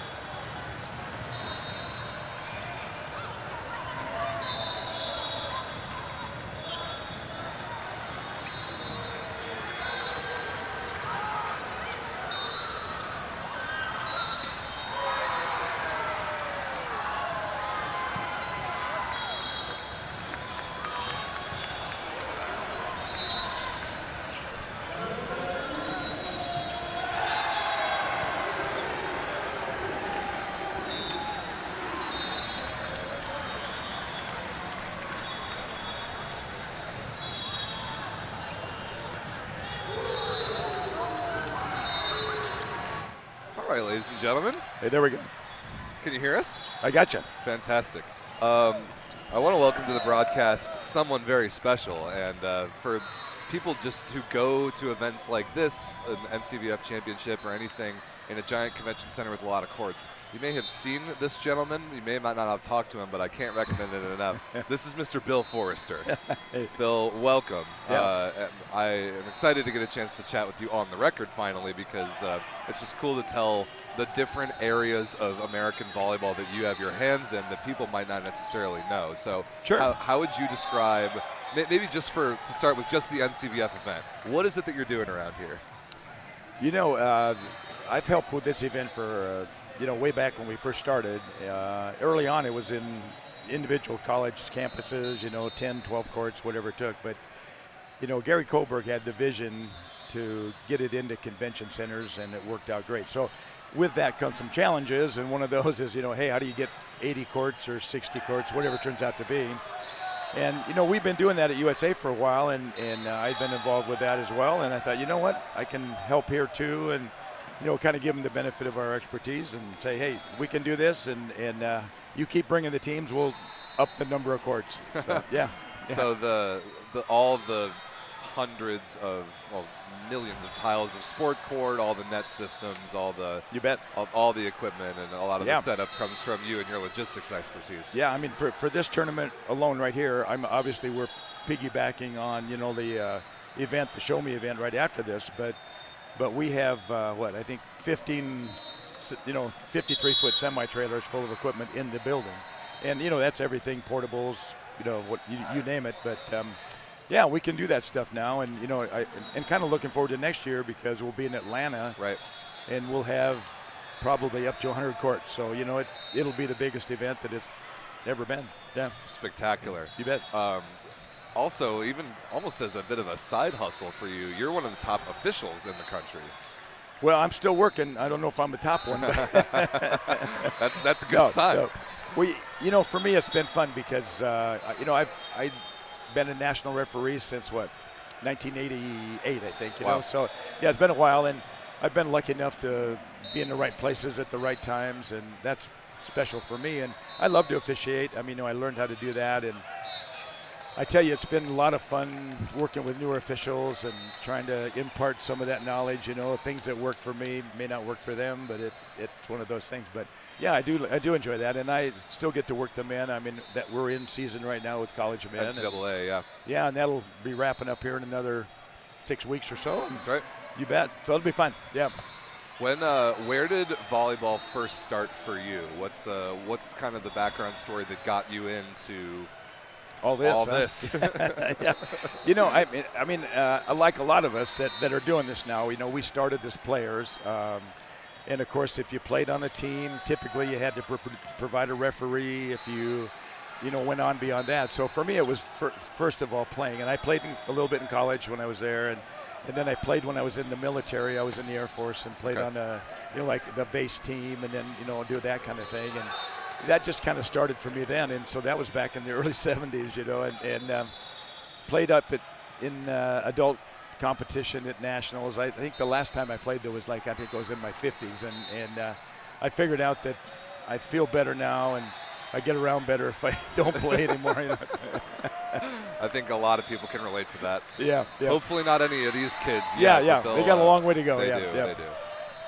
So a couple years ago, I wanted to make sure I got the exact name of this right. USA Volleyball honored you with the Harold T. Fryer Award. Yeah. Which I didn't know very much about this until I saw the news come out, but that's one of the very, if not the highest honor that USA Volleyball can bestow, in addition to the USA Volleyball Hall of Fame. So a long overdue congratulations for that. Hey, very unexpected. I mean, a lot of things we do because we just love the sport, want to give back, do what we can. Big theme of this event and of many of the events that you go to. A lot of mentors of mine were prior Friars. I mean, actually, when I lived here in Kansas City, I live out in California now, but when I lived here, all the people that I worked with, they were all the top of USA Volleyball at the time. And, that was back in the day when we really didn't have national staff any place. It was before that, and they were all like lay people, volunteer people doing things. And so I had a chance to be around them and learn from some of the best, so that was really fun. And, it's been a great journey, and for me, it's just about giving back to a sport that kind of certainly floats my boat, so yeah. Might as well. Well, that's Yeah. a very high honor and very well deserved. There are so many events in volleyball history in the United States, and then the growth of those very events would not have been possible without people like yourself. So thank you again, and congratulations. Oh yeah, no, it was fun because to be part of that and see where it's come from. I mean, we tested out Sport Court, if I'm not mistaken, back we were up in Toledo, Ohio, at a juniors event, and we tested it out, and it was just like, hey, this could work. We could have a portable system. We came up with a way to. Back in the day, obviously, floor plates and water barrels and, all the things. And it's evolved into now where, you have a portable system, you roll out there. Everything's kind of the sport court's in the second or third generation of a tile that's better for this surface. So it's been a journey, but, yeah, it really has opened up all this, opportunity for these young kids to play. A lot of possibilities. Yeah. Before we get you out of here, because there's some pretty good volleyball starting to be played around That's that right. I want to cover. Yeah. What can we expect in T-Mobile Arena tomorrow? How's that setup going to look? It worked good. We've done that before with this tournament. Right. And so it's nice having a single court, and the arena is used to volleyball. That's good. They just hosted the women's Final Four. That's right. And so we're going to set it up on the basketball floor there. We're going to do that first thing in the morning, and then we'll have a nice court and, really showcasing the finals like that in that building and with the staff over there. It'll be good, yeah. It was excellent 2 years ago. And, Yeah. If it's anything like that, I'm really looking forward to it. We'll do it justice here Sure. on the broadcast for those who can't be there. But if you're anywhere near Kansas City, you're going to want to be there tomorrow evening. Yeah, it's a lot of fun. We know these are special events. I mean, the college kids, these are kids that want to play. They're not on a team that, big-time practice. They're not a, varsity sport. They're here for the love of the game, and, that's kind of we're here with them, So we enjoy that as much as they do, yeah. Absolutely. Yeah. Absolutely. Nobody would be doing it for as long as this event has existed, as long as you've been doing it without that extremely strong love for the game. So it's a fantastic beacon of volleyball for a lot of people to follow. Oh, hey, it's been fun doing my part. Thank you, Bill. Yeah, my pleasure, man. You are awesome. Thanks for coming around. Yep. Good luck with the rest of this week. It's always a fantastic event. No, should be good. Thanks, Bill. See you soon. Thanks.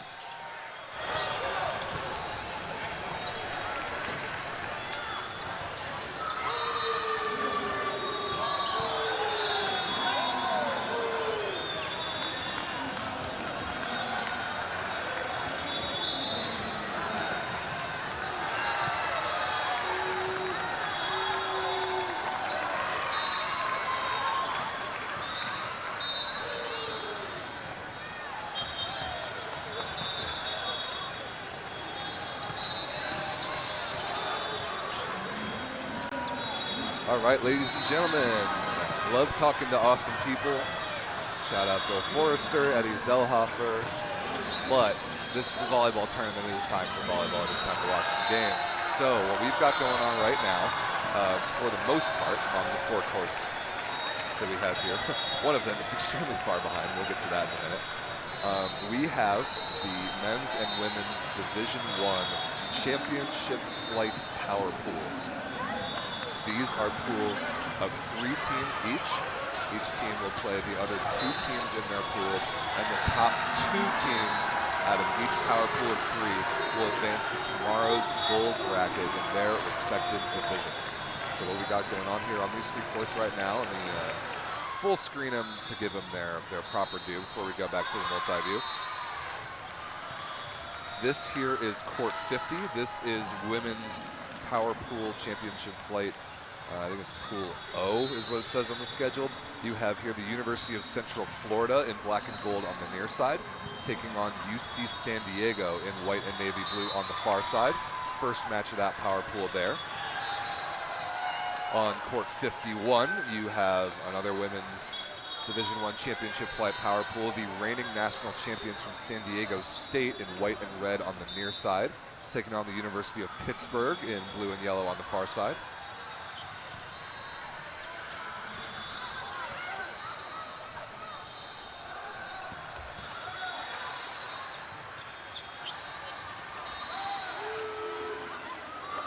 Ooh, miscommunication there on the pit side. San Diego State, a great story, having been the reigning national champions. I interviewed a couple of their players yesterday. But Pitt is another great story. They played in Division I AAA last year, and they put together such an excellent team that they rose all the way to, I believe, the 6th seed overall in this year's Women's Division I. So this match we expect to be very good.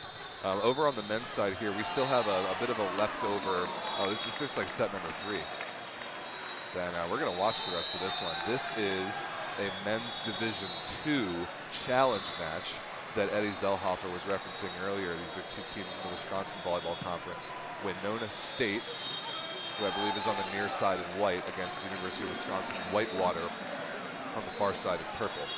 So there will be a men's Division I power pool coming up as soon as this game is over. If that scoreboard is to be believed, it is 14-10 in set number 3, and UW Whitewater in purple on the far side has match points. Let's check that out.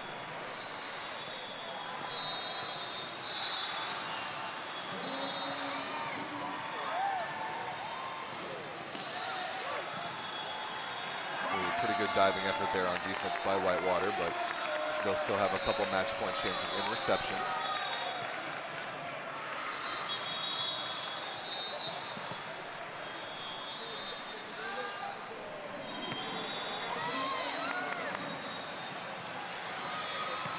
The lefty through the block and down. And yeah, the celebrations begin. That is the match. UW Whitewater eliminates their conference rival Winona State. And Whitewater keeps their championship hopes alive in men's Division II. Coming up next on this pool will be a men's Division I power pool featuring the University of Washington, the University of Illinois, and the University of Oklahoma.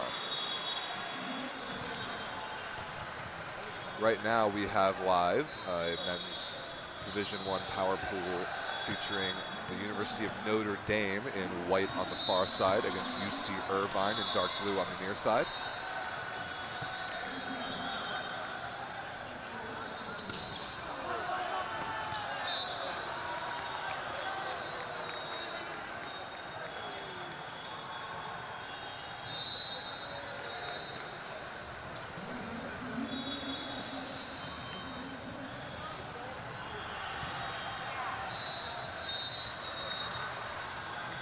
For the moment, I will go back to the multi-view, the quad box superstore situations. We can see all the games, and I will jump back into them as they get close or interesting.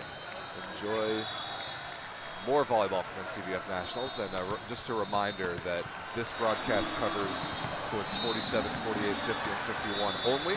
If you want the dedicated individual stream of every single court at every single time, check out the link in the description to Baller TV that is showing every single game.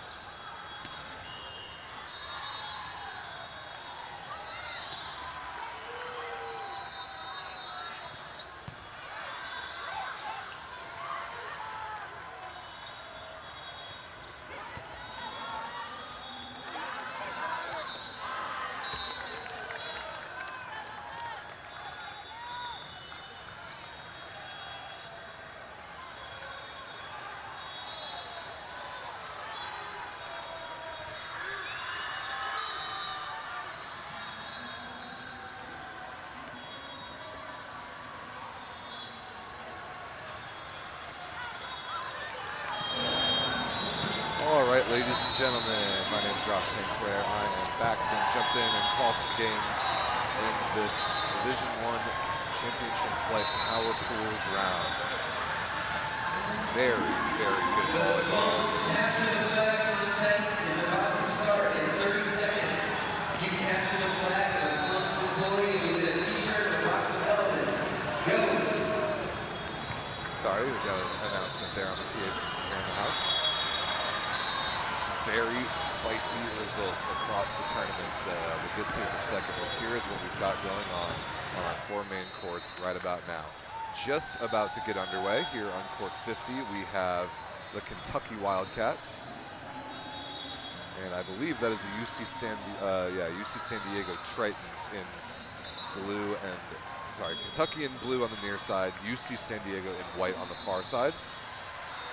Got that figured out. Their warm-ups are done. They're just about ready for first serve. On court 51, we have the USC Trojans on the near side in black and the Pitt Panthers on the far side in blue. That match recently underway. Looks like 6-6 in set number 1. Here on court 48, on the men's side, we have the University of Washington in purple on the near side and the University of Illinois in the blue and orange tie-dye on the far side. It is 13-11 Illinois in the second. Illinois won the first. That is the first match in that power pool. Court 48 running a little further behind. Then over here, I think the set furthest along right now is between Purdue in gold on the far side and UC Irvine in navy blue on the near side. 22-19 Purdue in set 1. Second match of this power pool, UC Irvine handled Notre Dame before this. A convincing 2-0 win by the Anteaters over the Fighting Irish. So if UC Irvine were to win this match, they would be guaranteed to win this power pool. Purdue side's out there. It's 23-19 timeout UC Irvine. Purdue looking good there in set number 1. Ooh, just in time to see a good one-on-one put down on the Illinois side. They lead by 2 over Washington. A couple other very notable results, at least within men's Division I. Both of the top 2 seeds in the tournament, the Wisconsin Badgers, the reigning champions, seeded number 1 overall, the Missouri Tigers, seeded number 2 overall, both lost their first national power pools.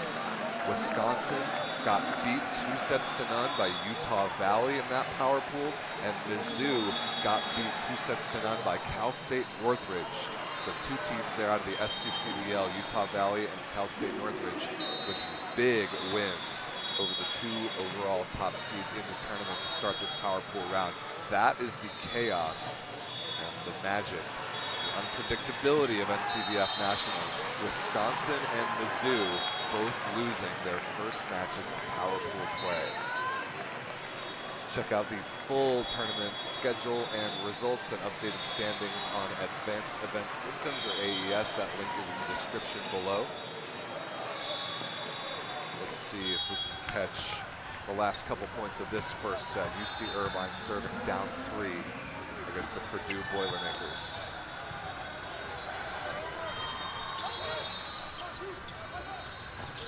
Oh, that's somehow covered. That's a miraculous block cover. And that is tipped right off the head of the right side blocker of UC Irvine. It's a pretty impressive push to the left side. Chris Blumberg, number 2 in gold, gets the kill and heads back to the baseline after a conversation with the official. Set point Purdue, 24-20. Rotation 4 received for UC Irvine with Eric Liu, number 5, front court setter. Pretty good touch there to slow down the middle. And Cole Simi, number 10 in gold for Purdue with the power tip in transition. And the Boilermakers take down the Anteaters 25-20 in set number 1 of the second match of power pool play in this one. So we will switch back over. Let's see, this set is the furthest along, I believe. Illinois against Washington. I'll try to get a look at the scoreboard as the Washington coach moves out of the way. Okay, Washington trails by 1. It'll be 15 serving 16.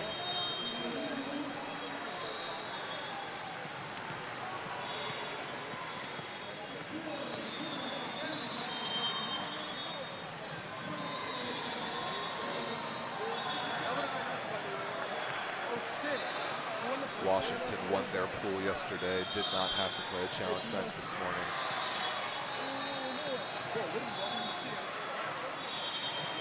Illinois did play a challenge match this morning. Just trying to find that result really quickly. Illinois took down Cal Berkeley 2 sets to 1, 15-9 in the third to reach this championship flight power pool. Oh, that is an unforced error by the Illinois libero, trying to send that over on the first contact. Washington ties it up at 16 apiece.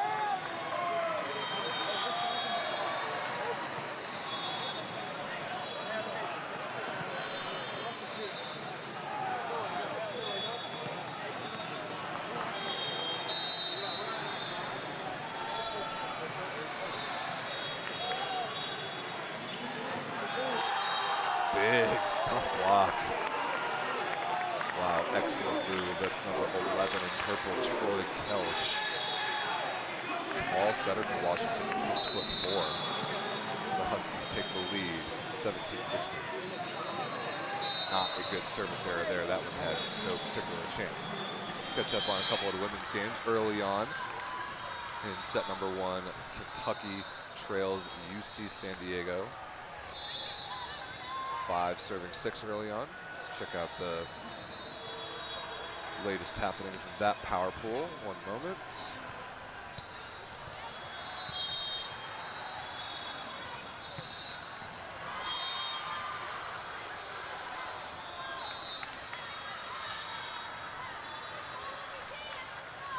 First match of this power pool on this court went the way of the University of Central Florida. UCF took down UC San Diego 2 sets to 1, so a good 3-setter there.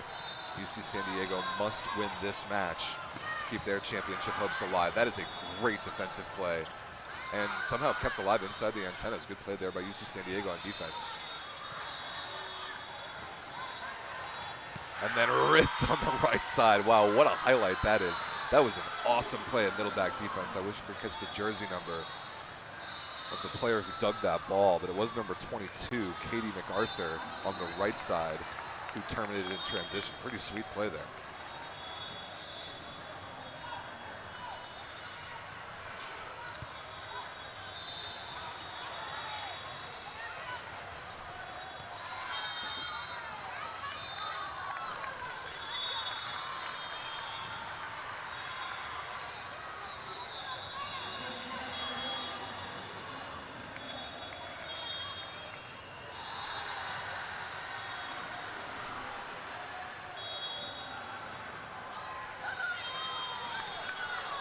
Over here on court 51, it's a timeout right now as USC leads Pitt 15-12, it looks like.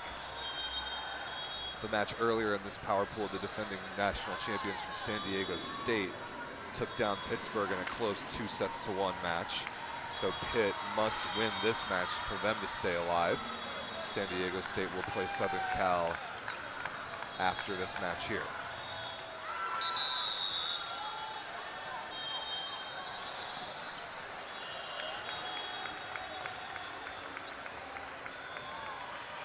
Not quite as many upsets as I'm seeing at the top of the seed list on the women's side as compared to the men's side, with the exception of Texas A&M. The Aggies, seeded 5th overall, lost their first match of power pools 2 sets to 1 to Grand Valley State out of Western Michigan. Oh, that was 16-14 in the third as well. So Grand Valley State took down the number 5 seed overall, Texas A&M. But other than that, the top seeds have held on the women's side. Utah Valley, number 1 overall, won their first power pool game. Central Florida, number 3 overall, won their first power pool game. San Diego State in this power pool won their first match. Oh, excuse me, I missed one. Boston College, the number 2 seed overall, and the defending national runner-ups from last year, they lost their first power pool match 2 sets to 0 to the University of Florida. So perhaps an upset there, as the 2 seed overall is now going to have to fight to make that a power pools. No shortage of drama.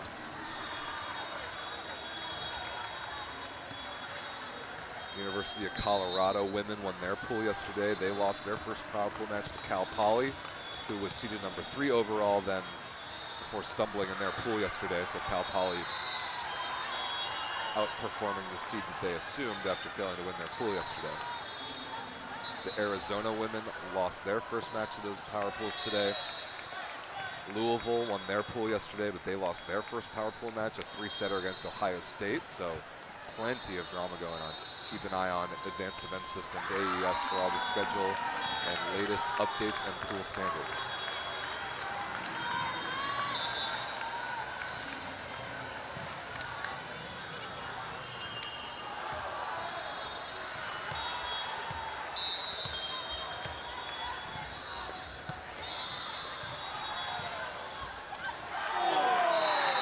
This set here is the closest to finishing at the moment, so we're going to stay over here on court 48 between Washington and Illinois.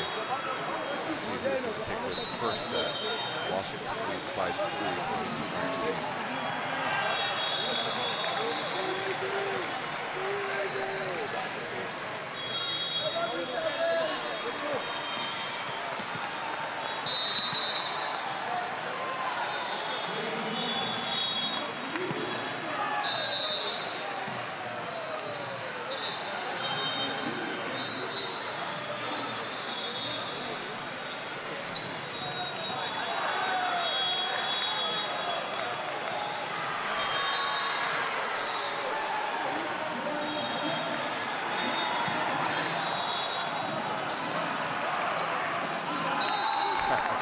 Sweet play there by Washington. That'll get his own rebound. It's number 32, Cooper Lundahl.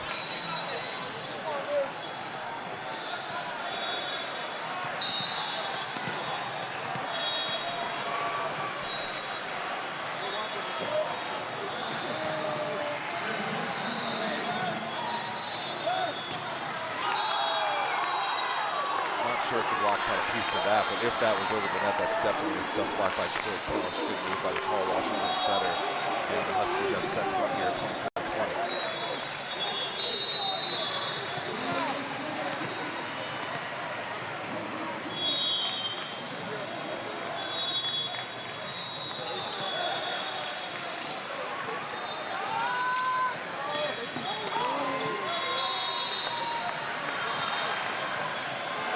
Cross court there, Ryan Muldoon, number 9, orange and blue. The lefty on the right side keeps Illinois alive. Now plenty of work to do from the baseline. Zach Brown, number 11, comes in to serve for the Fighting Illini. Set point Washington once again.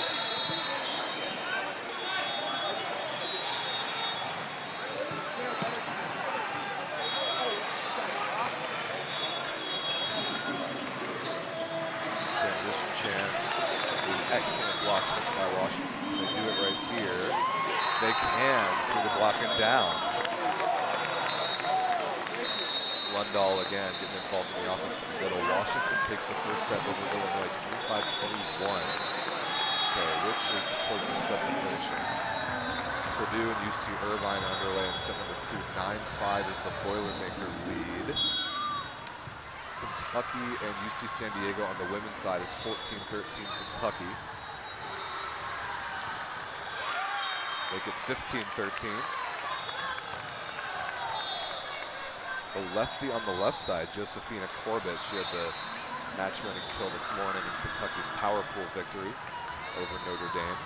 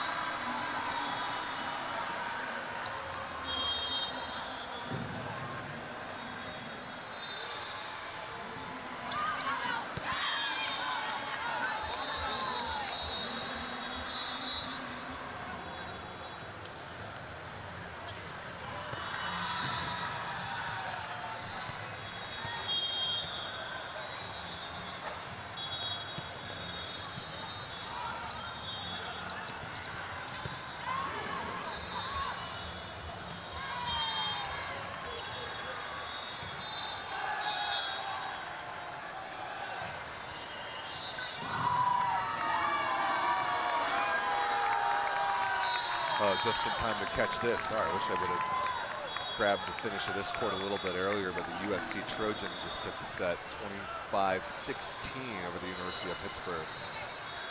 SC very convincing. Pitt with their backs against the wall. If they do not come back and win this match, their championship hopes are over. Let's catch some Purdue UC Irvine. 10-7 Boilermakers in gold on the far side over the Anteaters in blue on the near side.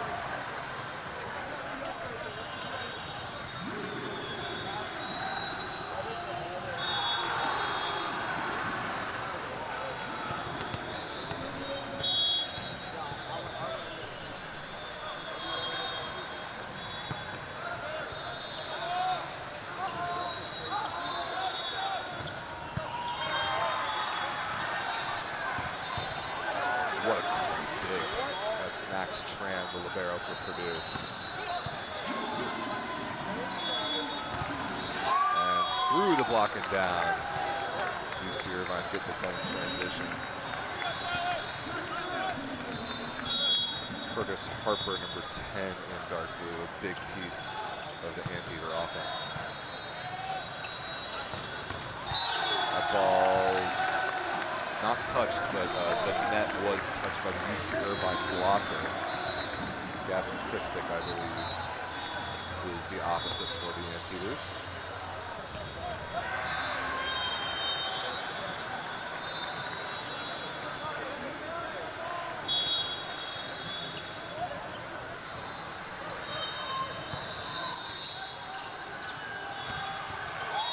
Wow, that ball is crushed. Christic there on the left side, hits the Langle around the outside of the block of away inside the court. Good luck defending that. Excellent work there by Irvine, taking care of a short serve, making that side out look nice and comfortable.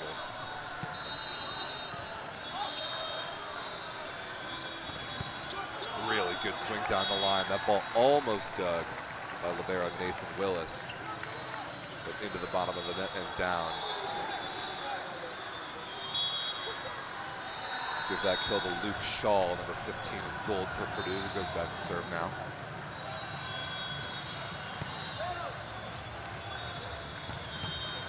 Take by Tran again.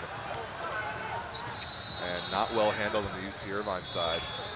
But now they get a swing out of it in transition. Another great dig by Tran, but not able to be controlled. But UC Irvine takes the point after some pretty flashy defense. Dude, he's a fucking ADP, bro. Last time NCVF Nationals was here in Kansas City. Purdue Boilermakers were placed in Division I AA, but they did win the championship in that division in pretty dramatic fashion. They took down a very good Georgia Tech team, 2-1. Both those teams now in the top division. Look at that quick offense facilitated. Cole Cooch, number 13 in gold, has a case to be one of the best setters, if not the best setter in the NCVF.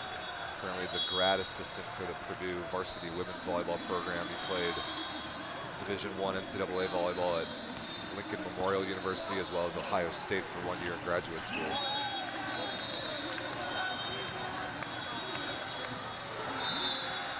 UC Irvine getting the middle involved there. That's Emmanuel Jimenez, number 17.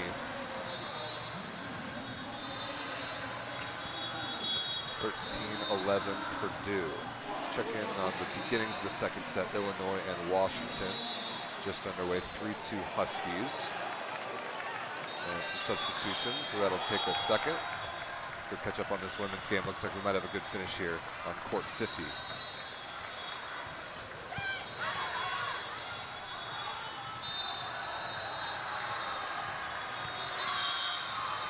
Excellent swing cross body, number 22 in the middle for UC San Diego.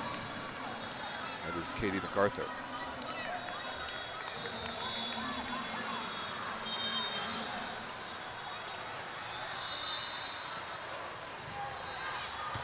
Wow, ace serve. Look at that thing drop off a cliff.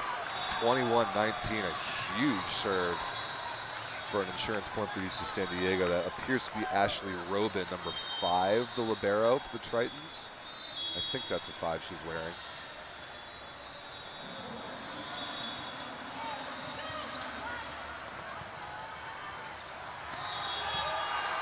Good backcourt defense by UC San Diego. Oh, but set over by the setter. Gotta set your hitters there.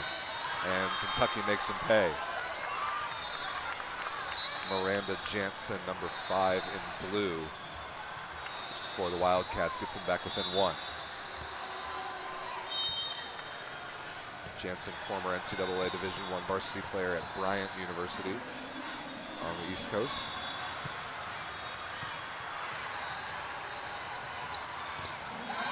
Pretty good block touch there to slow it down. Kentucky going to have an out-of-system swing for the tie, but they're unable to do anything but send over a free ball. Ooh, that ball tipped out of bounds, though. Well watched by Jansen on defense. Missed opportunity there from UC San Diego with a free ball chance. It's 21 apiece. Good finish here coming up on court 50. Remember, UC San Diego lost in 3 their first match at Power Pools this morning to the University of Central Florida. Must-win game here for the Tritons.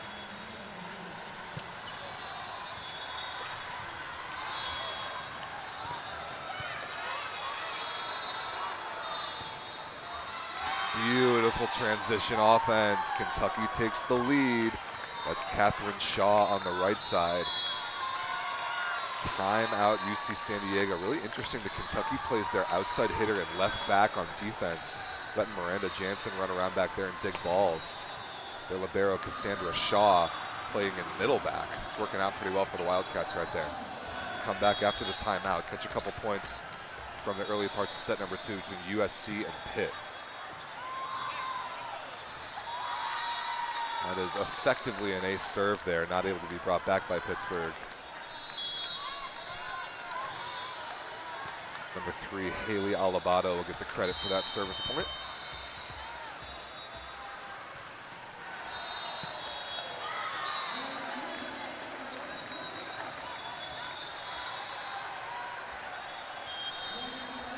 Okay, back to action here on court 50.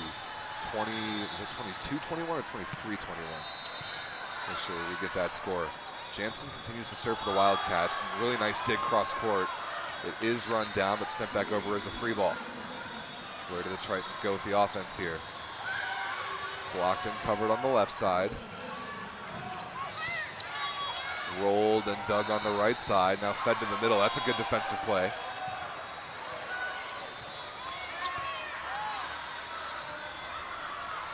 Huge potential swing here for Kentucky, but it's missed out of bounds. No touch. Off the right side swing of Catherine Shaw, 22 apiece. UC San Diego gets out of that rotation.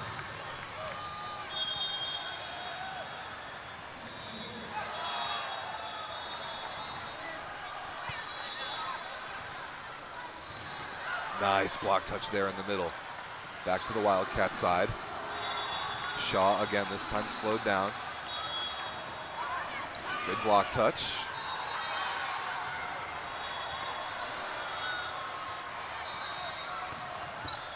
Good dig in the deep cross court. That dig actually almost comes over and scores. Now an out of system swing for the Tritons is dug. Long rally here to break a 22 tie. But that set a little too far outside the antenna for Shaw to handle. She comes up short and UC San Diego retakes the lead.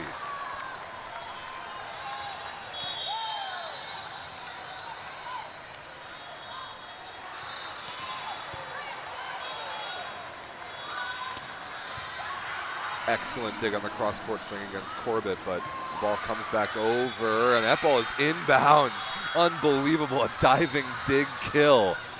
Look at that effort. Sensational play by Ashley Robin, diving to the inside to pick up that setter dump. One-handed stab goes over and finds the Kentucky sideline. Now UC San Diego going to have a set point after this Kentucky timeout. Quickly jump around and catch up on the other games going on. Washington and Illinois are just coming out of a timeout on the men's side. 7-6 fighting Illini.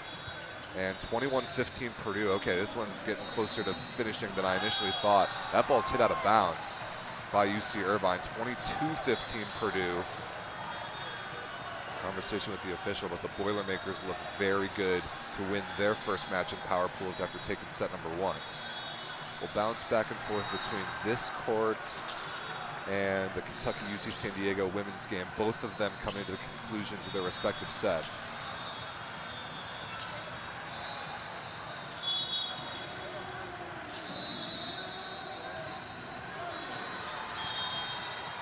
Pretty good short serve there, put in by Kuch of Purdue. Slowed down on the block touch, great look in transition. Set to the middle, Doug Barely. Another chance for Purdue. Kreisenbeck the middle, not quite able to contact it well in transition. High swing is slowed down and dug. Tipped in the middle, diving, picked up. Fitzwater through the block and down. Ball pounded off the floor right into the camera. Purdue with a big lead here late. So let's check back over on this. 23-24. Kentucky survives and forces overtime. UC San Diego not able to keep that ball in play over on the right side. And we got an overtime situation. First to get 2 points clear.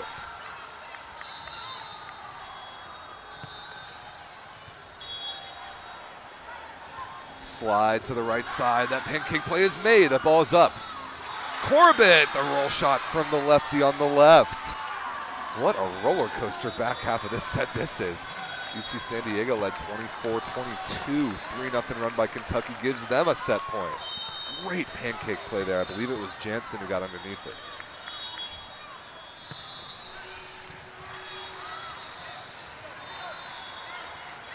Tip down the line. Kentucky makes the play. Shaw with a swing for the set. Slowed down, but can't quite be kept alive. A 4-0 run to sprint over the finish line by Catherine Shaw. And she's the beneficiary of the game-winning kill anyway. Kentucky, excellent fight back late in set number 1 to take that 26-24 over UC San Diego. Now should be close to a set point here. Yes, set point Purdue Boilermakers match point in the second, 24-17. Purdue handling UC Irvine. And that ball is batched out of bounds. Not good hand contact, and that will do it. Purdue convincingly wins their first match in power pools, 2-0 over UC Irvine. Irvine's power pool play is finished. They beat Notre Dame 2-0. They lost to Purdue 2-0. So Irvine now has to sit and wait the result of the last match in this power pool. Notre Dame versus Purdue, the battle of the state of Indiana coming up next. Must win for Notre Dame or else their tournament is over. So this court between matches, court 50 is between sets. Let's check USC and Pitt. Oh wow, does that say 13-5? Yes, USC up big on Pittsburgh right now. Good run there to the middle on the Pitt side. They try and recapture some momentum, but Pitt again lost their first power pools match, down 1-0 in this one. They must make a miraculous comeback to keep their tournament alive. That score should be 13-6.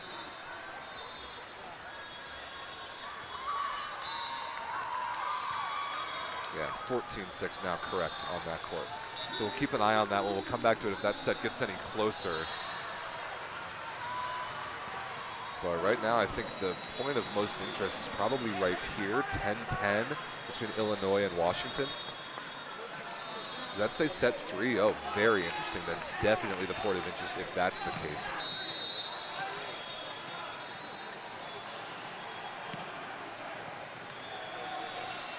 Washington won the last set that we saw. Oh, really nice dig by the middle back player through the block there. And that is a net violation by the attacker, following through and touching the net. It's Muldoon again, I think, for Illinois. Couldn't keep himself out of the net there.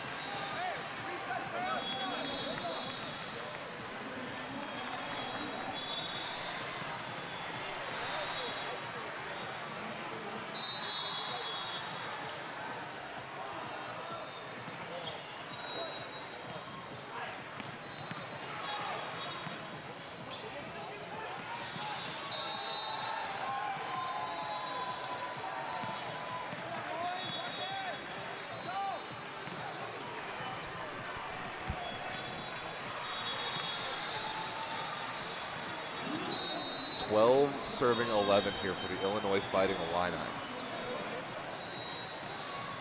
Oh, that ball's hit out of bounds. Looking for the touch. Did not find one. I did not see a touch in real time. I thought that was hit just around the edge of the Illinois blocker. That is going to be a Washington hitting error and a timeout for the Huskies. 13-11 Illinois. So warming up on this court are Notre Dame and Purdue. This court is still not particularly close. 17-8 is the USC lead. That looks to be just a formality that the Trojans are going to win that one and eliminate Pitt from championship contention by doing so.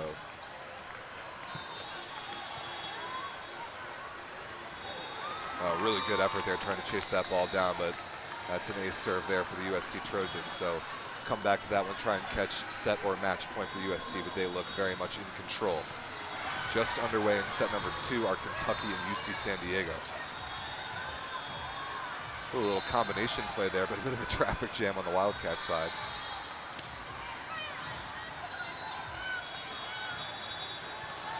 That is 4 contacts. Yeah, that ball didn't quite clear the net.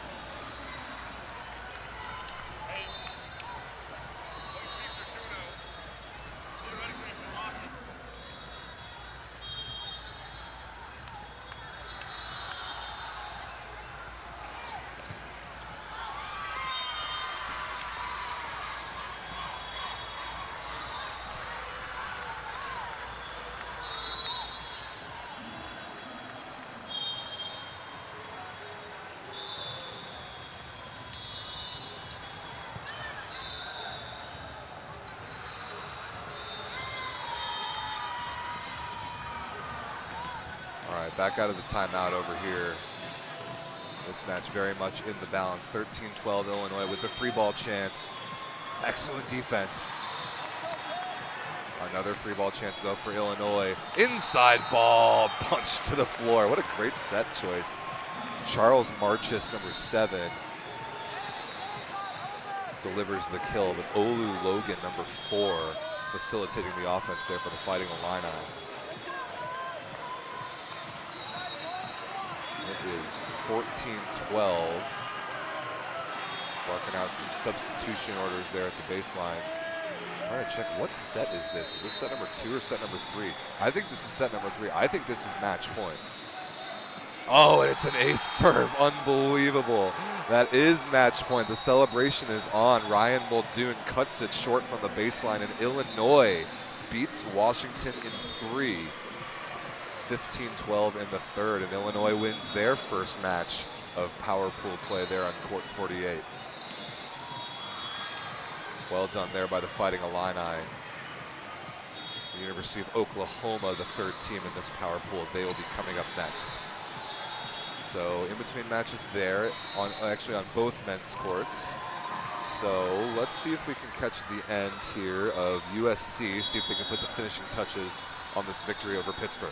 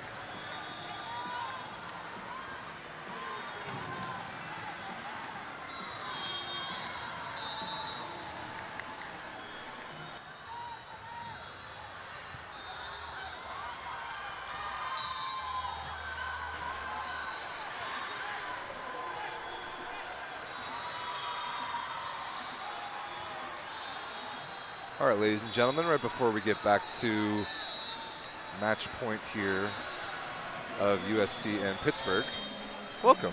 Who's this guy? Welcome back, Mr. Logan Weber. Thank you so much. Good to be back. Good to have you. Yeah, you and Hagen Smith, your beach partner, joined us yesterday. Did an excellent interview. It was cool to talk to you guys. This time we're just going to talk about volleyball. Perfect. Volleyball that we're looking at. We're going to call some games. Love it. So a little tour of the setup. You got the screen, what we can show here. I will whip between the courts, and right now it's pretty easy because the 2 men's courts that we have are in between games. So we've got a couple matches of women's volleyball that'll finish up, and then right as those finish up, the men's game should start, and we should be in for some good action. Sounds like a plan. Let's do it. Okay, the one that's closest to finishing over here, and just in time, USC on the near side is about to put away the match against Pittsburgh on the far side.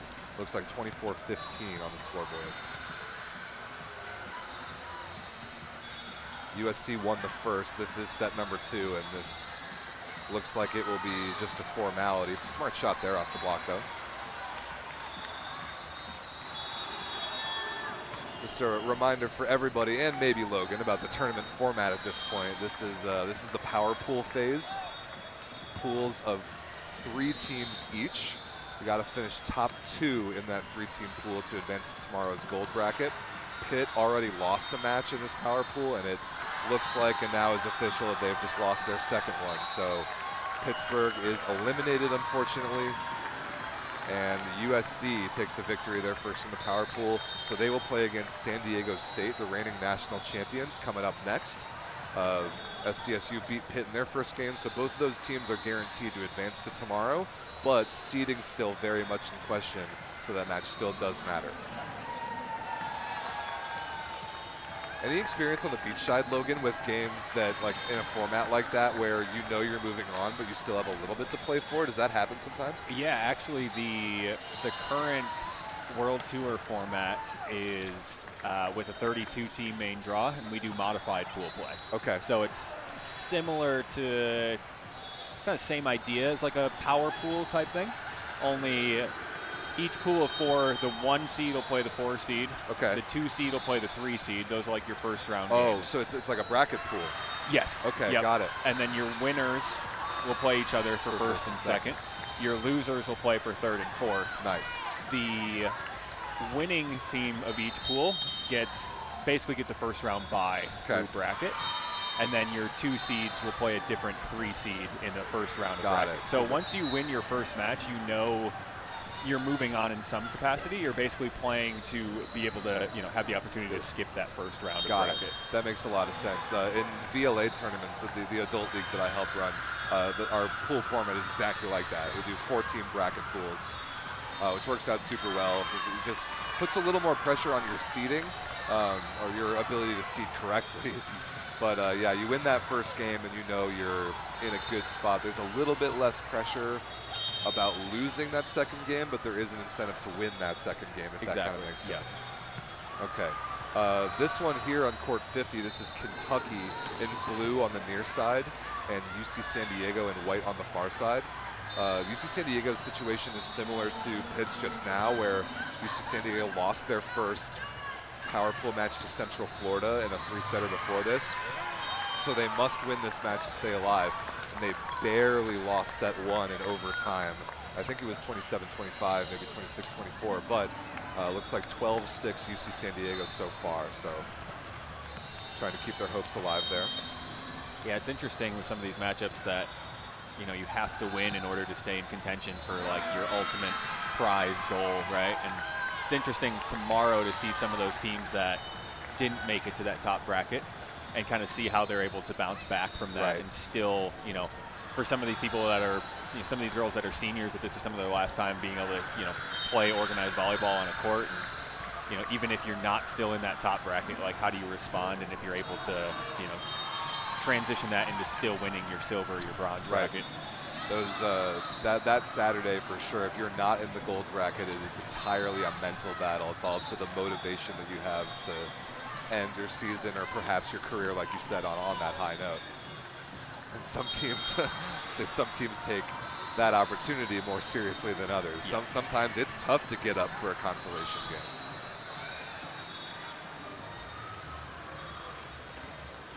As you've been walking around today, Logan, anything interesting that stuck out to you from courts outside the ones I have here on the broadcast? And just a lot of high-level ball. I mean, it's so cool. I think, day 2, everybody is kind of used to the conditions and used to their, they had a full day yesterday of volleyball, so the bodies are ready to go without being as exhausted as you might be tomorrow. And so Well I think said. day 2, you might get maybe overall the best play out of most teams because they've kind of settled in from yesterday.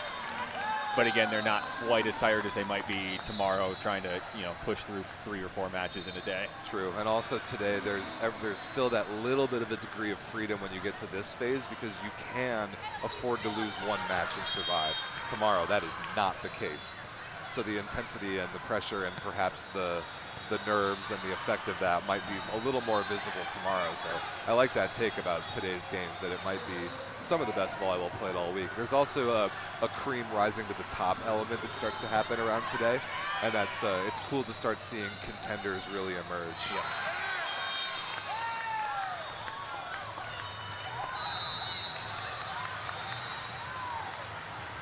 So it looks like just about to get underway here to Logan and I's right on court 47 is an Indiana battle. Notre Dame on the near side of your screen against Purdue on the far side of your screen. Notre Dame got beat handily by UC Irvine in the first match of this power pool, so they must win this match to stay alive. Purdue, conversely, handled UC Irvine pretty convincingly in the match just before this. So Purdue very much in the driver's seat.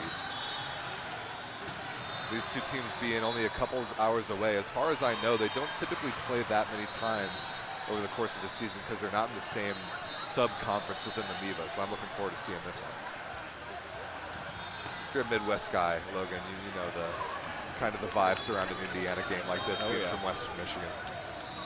Yeah, it's interesting. I didn't know the fact that, obviously being in a separate sub-conference within right, MIVA. yeah. So The MIVA is gigantic, and within that there are some sub-conferences that play more times against each other in the regular season, but then there's the big MIVA championship with everybody, which was 2 weeks ago. And I don't know if Purdue and Notre Dame played there or not. But these two teams are both very good. Notre Dame played in the gold bracket here last year. And Purdue 2 years ago won the championship in Division I AA before moving back up to the top level. And a guy to keep an eye out for that one for each team, guys that I know a little bit about. For Notre Dame, it's number 1 there on the near side of your screen. Michael Lund is a really good left side that carries a lot of load offensively for them. And then for Purdue, it's number 13 in gold. His name's Cole Cooch. He's arguably the best setter in the NCVF. He's a former NCAA Division I guy that now is the GA for the Purdue women's team. So this is his last year eligibility, and seeing him run an offense at this level has been pretty fun to watch. They are underway with first serve. That ball is lifted, I guess. Yep, lift called. That's Cooch right on cue, throwing it down between the blockers. So let's see, only 2 games active right now. We got Purdue Notre Dame here on the men's side, and we've got Kentucky UC San Diego here on the women's side, but UC San Diego is pretty convincingly winning this second set, 18-11. We'll keep an eye on that and come back to it if it gets any closer. Right now it looks like it's headed to set number 3, so if it does get there, we'll certainly come back and focus on it. But Logan, let's catch this game. Your call if you want to look more at the screen or at the court to your right. It's been interesting to see just right off the start here, Notre Dame really trying to establish a couple middle sets here early. Obviously when you have like a big marquee outside, what was number 1? Lund is his name, Michael Lund. When you have a big outside like that, the game plan is going to be, defensively to really focus heavily on that. So it's interesting on that first ball side out, and then kind of like a middle bick on their second side out. Trying to establish the middle a little bit just to make sure that Purdue isn't able to camp too far on the outside over there. The little that I've seen from Purdue this tournament is that they are a pretty middle-dominated team on offense. They, the radius with a good setter like that to be able to set the middle from different places is wider.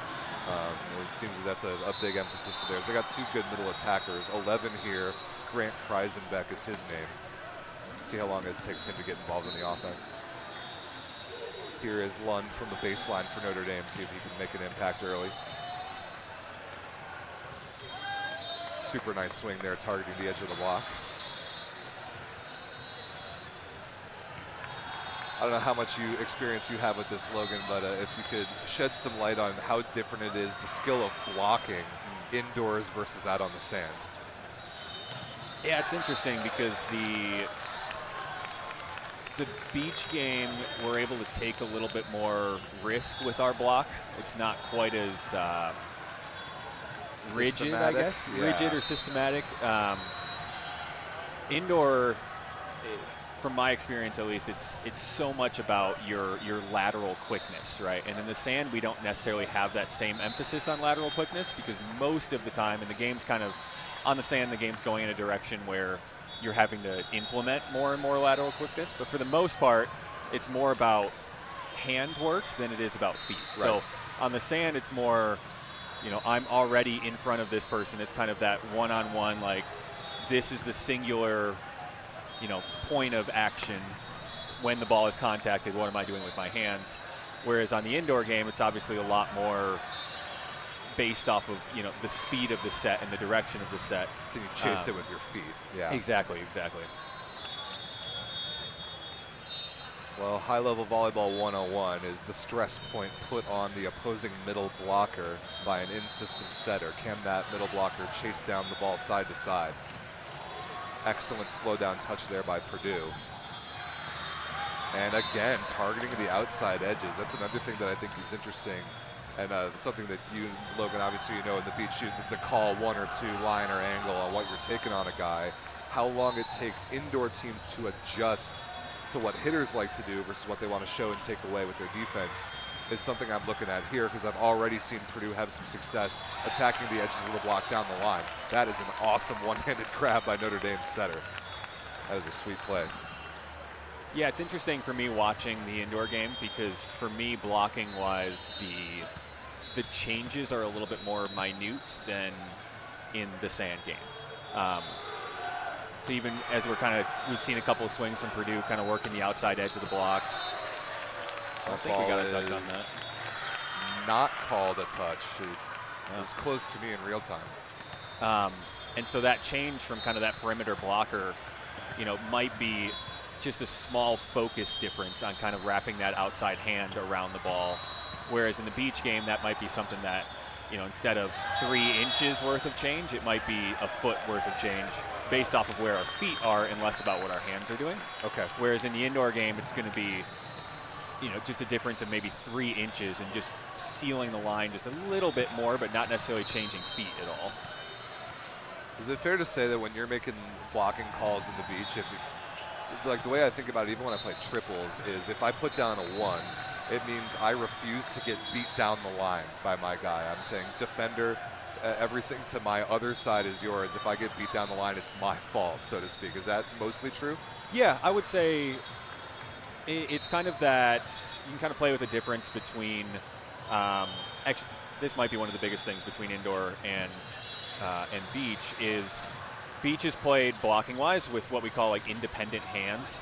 And so if you're a big enough blocker, to your point, you can say, hey, let's say my right hand, if I'm blocking the other team's left side attacker, right? Like my right hand is going to steal the line, and my left hand is going to kind of take the meat of the court, as we like to call it, right? Whereas in indoor, it might be a little bit more like, hey, our perimeter guy is going to leave a sliver of line, and then my middle is going to close to the meat of the court. Right. That was a gorgeous run by Notre Dame, getting Lund involved out of the back row there. That's something that every time I come back to nationals, it's kind of re-emphasized to me as a thing that separates some of these men's teams from the pack to the championship contenders. One of them is the ability to run the BIC as a legit part of your in-system offense. If you have a setter that can run it, if you have left sides that can be that effective out of the back row, super nice run there to the middle for Purdue. But both of these two teams, Purdue and Notre Dame, I have seen run that throughout this tournament. Yeah, that's something that's definitely evolved from the NAIA level of indoor that I played when I was in college, that at that level you didn't see any sort of back row attacks other than, you know, full out of system stuff. Yeah. So to see that, you know, make its way all the way into, you know, the NCVF level here is, it's a pretty big evolution. It's a good swing. I like this offense so far, facilitated by Notre Dame. George Henkin, number 24, is running the show for them. Pretty good pace from both setters to the left side, forcing that middle to chase with his feet like we were talking about earlier. This is a tight ball, pretty good defense by Notre Dame. Oh, ripped by Lund. Do you guys call that Langle on the beach? Yeah. That's what we call it. Good luck defending that. That's so brutal. Yeah, that's a tough one as that perimeter blocker, right? Because that ball probably got to the outside hitter's left shoulder more than he would have even liked. Right. And so once that block is set up, kind of where the anticipated point of contact is going to be, once that ball drifts a little bit farther past, it's really hard to be able to readjust to that, and that's why you get such a big line and angle swing to hit at there. 10-9 Notre Dame here early. Again, the scenario is that Notre Dame has their backs against the wall after losing to UC Irvine. They must win this match to stay alive. Purdue kind of on the other side of it in the driver's seat. If I'm not mistaken, mathematically, all Purdue needs to do is take a set, not even the match. But if Purdue takes a set, I think they would win the power pool on tiebreakers. There is the Bick, Logan, right on cue, but hit out of bounds that time. Maybe a half a step late to get on top of that ball. Yeah, I like the choice in transition there, though. Me too. Sometimes when you get a lot of chaos around the net, just having that, that back middle attack, kind of a free spot is it's a good choice by the setter, just a little long on the swing. There's another really good example of some intermediate high-level offensive fundamentals there. We call that the overload, when the middle runs that gap set like halfway in between the middle of the court and the left side. Ooh, Lund beating two blockers there, just pure overpowering. But if you can run that really fast in system where you have the gap in the middle and the ball that is in that direction looks like it could almost go to either the middle or the left side quick, you put a massive amount of pressure on the opposing two blockers. The middle blocker and the right side blocker both have to kind of make a choice. Oh, big time block there. Great press. Sam O'Shaughnessy, number 10. Yeah, good little adjustment there, I think, from getting over with his feet into the line a little bit more there as that ball, instead of the last couple balls have gotten tooled off that outside hand, got his feet drifted into the line a little bit more and got that ball with his inside seam hand. So as we flip over to the women's court here, 50 during that Purdue timeout, just as we suspected, set number 3 is about to get underway between Kentucky and UC San Diego. Kentucky in blue on the near side, UC San Diego in white on the far side. Must-win game for the Tritons to stay alive. Kentucky will take on Central Florida after this. Central Florida beat UC San Diego in the first game of this power pool. That was touched, or no, it was not. 4 contacts the call. First to 15 win by 2 takes this match. Anything different change for you mentally, Logan, when the set's only to 15? You know, serving, just your serve and your pass just gets amplified even more. We played a lot of sets to 15 on the beach this year in like the AVP league format. Right. And especially with Hagen and his jump serve, if he could get hot and even just get, 3 aces in a set to 15, that's, it's a fifth of your points right there. Great point. I would say the biggest thing that changes from, a 21 or a 25 compared to a 15 is you don't really have the ability to give up a run on side out, but it has to be answered immediately with a good serving or defensive run. Whereas in a set to 25, you have that time to kind of settle down your side out and then eventually kind of either chip away, or once your side out has kind of settled in, then I can make the run. Yeah. But in that set to 15, like you can go down, 7-3, 7-2, but it has to be answered right back with a similar defensive run. There's no chipping away in a third set. Exactly. So this 3-0 start for UC San Diego is all that much more important, but Kentucky now is on the board. I will say, if there's a level of volleyball that I've seen that is prone to runs where no lead whatsoever is safe, it might be the NCVF women's level. It is hard to get these things over the finish line. And that ball is out of bounds. So Kentucky right back in the mix.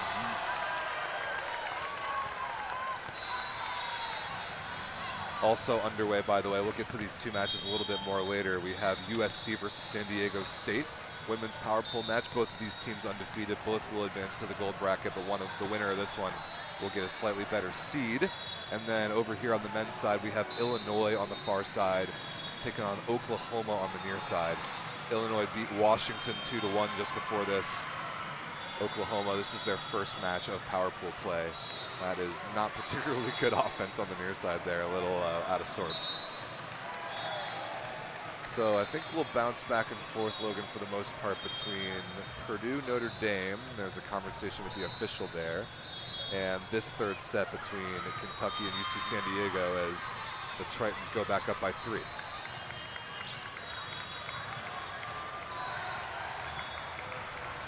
Yeah, it's tough overcoming that the start. I think it was maybe what, 3-0 start? 3-0 start.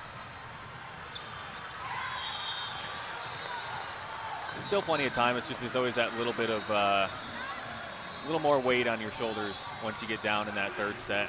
Every missed serve seems like kind of the end of the world, and it's hard to that's the biggest thing once you get down is, you know, feeling like every error just knocks you back so far. Yeah. When in reality there's still time in this match to make an error or two and, you know, be okay. That is a back row attack violation, by the way, against UC San Diego. Sorry, Logan, continue. But yeah, just like serving and passing just becomes so critical.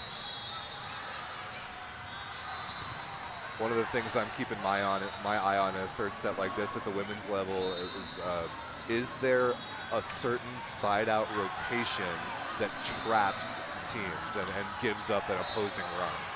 That's if you are impervious to that, struggling in a certain rotation, you have less of a chance of digging yourself a hole of a couple serves in a row in a situation like this. And at the NCVF level, there's so much latitude for substitutions, with liberos being able to serve and players being able to go in and out a lot more, that there are more options for you if you need to go to the bench to put people in the right spots inside out.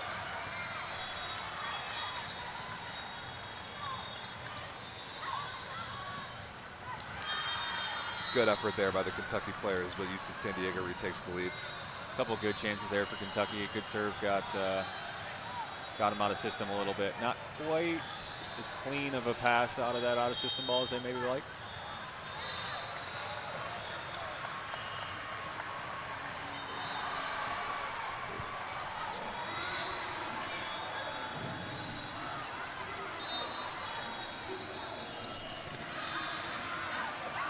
Lots of good soft blocks from Kentucky right now. It's just whether they'll be able to turn these into some points on defense.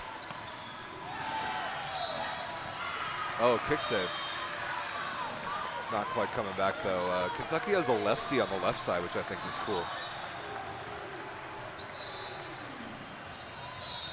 Josephina Corbett, her name. She had a couple game-winning kills, actually, already today.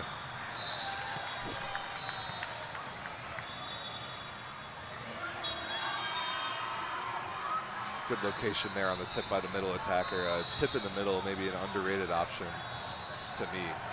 Just people expecting that ball to be banged on the quick tempo all the time.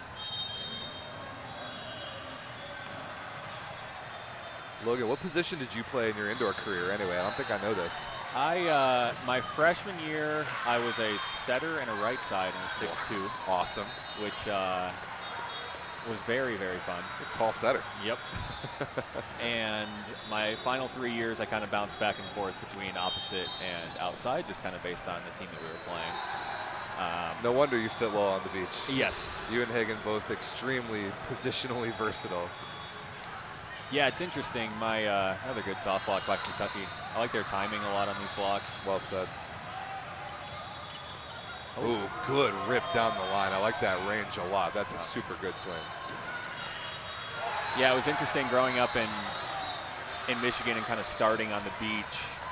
Even though I was one of the tallest players around, I didn't immediately get stuck playing middle just because I was the tallest. Must be nice. Yes. And that happened to me for 10 years. Yep, so I was kind of forced to, you know, develop a more well-rounded game, and also just playing a lot of sports growing up, I think helps that general versatility and athleticism. I assume you share this thought that playing as many sports as possible growing up is extremely good for young athletes. 100%. Yeah, I played ice hockey for the first 6 years of my athletic career. That's very Michigan. I like Yep, that. very Michigan. Ace right there. Ace serve there. It bonked our camera a little bit. Clean Timeout. one, untouched. That 10-7 UCSD, yes it is. Timeout Kentucky. So, okay, we also got a timeout on one of our men's courts. Let's catch a little bit of this game, see what Illinois and Oklahoma are up to. So you were hockey early, then Yep, what else before you found hockey, volleyball? Played baseball for about a year and a half. That was the only sport I ever quit mid-season because I was way too scared of the ball. Okay. And then played high school football all 4 years. Oh, sweet. Which, what position did you play there? I was a receiver and a safety. Went to a very small high school, so we did, everybody played offense and defense. Okay, sure. Lots of good, just 4 straight years of having to do footwork drills with all these tiny little defensive backs that were way faster than me. So I also credit a lot of just general athletic versatility to those years playing football. Good run in the middle there. Yeah, football all 4 years.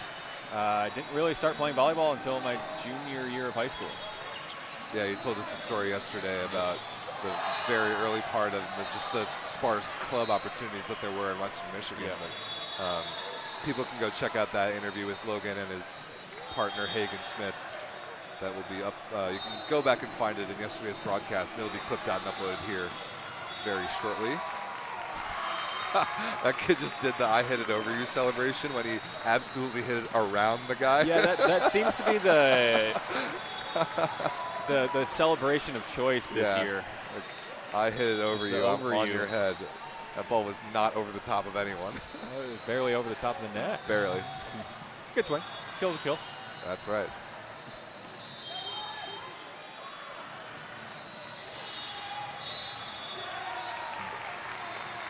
Oklahoma leads Illinois by 2. Out of the timeout, let's go back to this third set over here. UCSD just got a kill off the block, out of bounds, 12-8. This is UCSD's last match of power pools. They need this to stay alive, but the pressure's on here. Let's see if they can get it back over the finish line.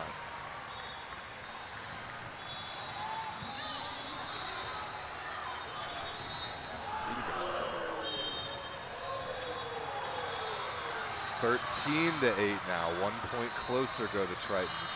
We could have, Logan, a pretty gnarly tiebreaker scenario in this power pool. If everybody finishes 1-1, then the pool winner would be decided by tiebreakers, either set ratio or point ratio. But one big rule about the NCVF Nationals format is that you cannot be eliminated from gold contention based on a tiebreaker. So if there were to be a 3-way tie at 1-1, either in this power pool or any, wow, great swing through the block there. That's Aubrey Tanner, number 21, match point coming up UCSD. If there's a 3-way tie at 1-1, whatever team gets first will get first, but there will be a 1-set-to-25 playoff between teams 2 and 3 to decide who survives, and those are crazy. Yeah. We could have one in one of our pools here, and that would be very fun to watch. That ball is inbounds, blocked on the overpass swing. What a comeback effort by UC San Diego. They were up in set number 1 and kind of let that slip away. I think they had 24-22 and gave up a 4-0 run, but the mental fortitude to stay in it, and their tournament hopes are very much alive. So UCSD just now has to sit around and wait for this next match between Kentucky and Central Florida to see what happens, if maybe there will be a tie-breaking game, who knows. So stick around for that. I think the game that's probably the latest right now is this one. Yes, late set number 1, Purdue leads Notre Dame 23-21, but we tuned in just in time for a timeout, so we'll have to come back to that. I believe that was a Purdue timeout. It must have been. Notre Dame was few celebrating. Points here on the comeback for Notre Dame, probably. The situation here is, I think that I'm correct about this, is if Purdue wins 1 set, because they're already 1-0 in matches with a 2-0 set record. If Purdue wins one set, then they guarantee first place in this power pool.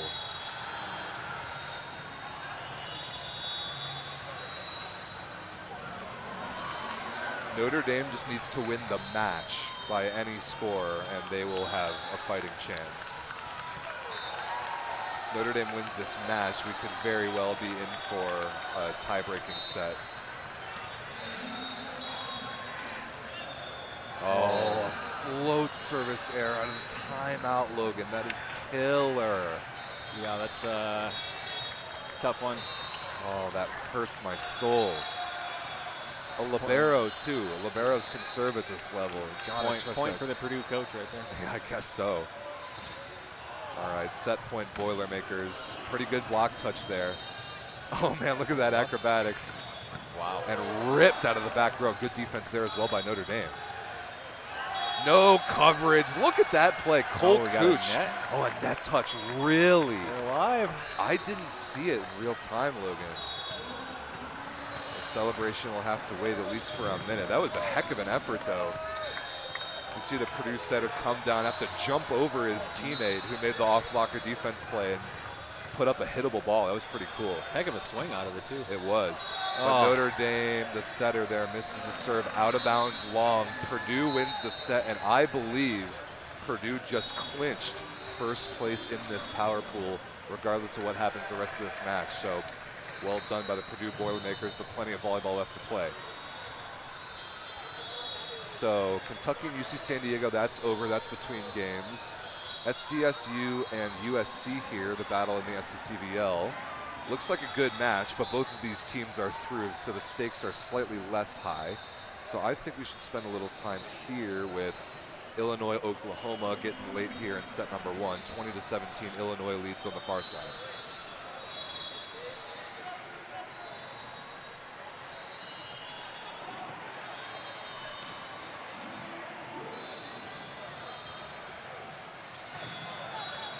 Super nice blocking hands. Maybe a little bit of a misconnection there between the setter and the right side.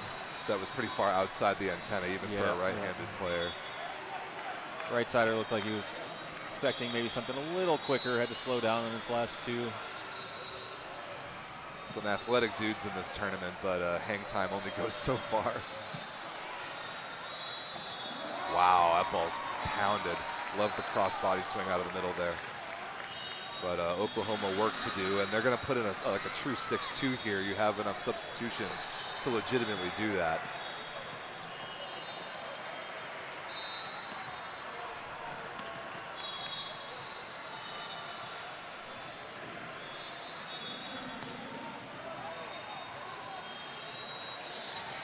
Nice quick feed to the middle from further off the net there for Illinois.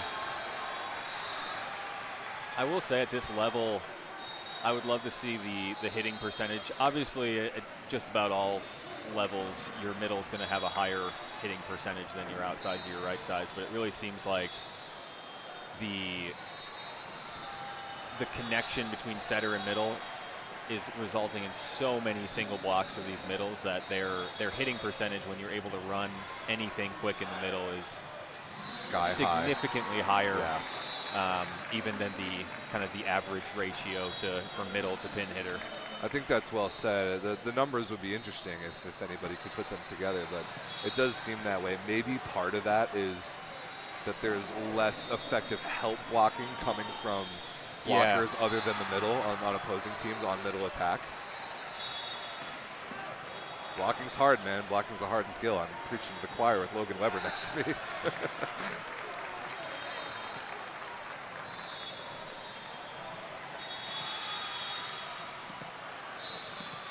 Yeah, it seems like a lot of these teams are more kind of one-on-one, not one-on-one, but they're our wing blockers are very, very antsy to want to go block kind of their pin hitter, and that just kind of like quick tap jump to jump with the middle with any sort of any quick tempo stuff in the middle is just not quite their main focus, which again is leading to that a lot of one-on-ones for our middle blockers attacking. Yeah, the last thing you want to do as a wing blocker is get beat by your assigned guy. You do not want that. But if you have the eye discipline and the instincts to help in additional spots, that can be pretty huge. In indoor, when the block does not count as one of your touches, a good block touch is as good as a free ball. And on the beach it even is too, even though you have to turn it around a little faster. A lot of that here could to the just kind of the size of some of the pin hitters and the setters. Compared to these middles, it's tough for, you know, a 6'1" setter to be able to just like quick tap jump and get his hands over the net compared to, you know, maybe your 6'8" middle over there. Whereas on some of these teams, if you have, you know, a 6'6" outside, a 6'8" middle, and a 6'5" setter, some of the times you don't even need to jump as one of those wing blockers. As long as like your hands are up and over the net, you're providing something for the defense. Can't teach size, as they say. It does matter a lot. There's a heck of a lot of skill and athleticism in this game, but size is a massive advantage. Good cover there, setter. Oh, he said it to nobody. That's a shame. The scramble not quite organized. Oh, that ball was probably going out of bounds, but it tagged the setter on the shoulder. Set point Illinois coming up. Yeah, you even kind of saw it there. Obviously a tough transition play, but you could see both wing blockers kind of spreading immediately and not really leaving much for these back row defenders to work with on that back row attack. One of the reasons, going back to what we called out earlier, why the BIC is such a big deal at this level, because it's against one blocker, one or no blockers, a huge percentage of the time. All right, one set point saved here by Oklahoma. Illinois' got a couple chances inside out. Illinois did beat Washington 2-1 in the match just before this. With pretty good service pressure. Ooh, a middle dig. Absolutely casual, too. Oh, just barely hit out of bounds. That was a good-looking swing. Oklahoma's begging for a touch. I didn't see one, Logan. I don't know about you. That was just, it looked to me just like a good high swing towards the deep corner that missed by a tile. But unfortunately for Oklahoma, that is what gets Illinois over the finish line. 25-22, they win set one. Yeah, tough swing there. I like going for that deep corner, though.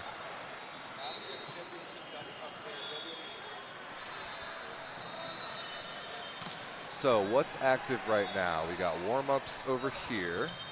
We got mid-set over here. So I think Purdue Notre Dame is the only one that we have currently active.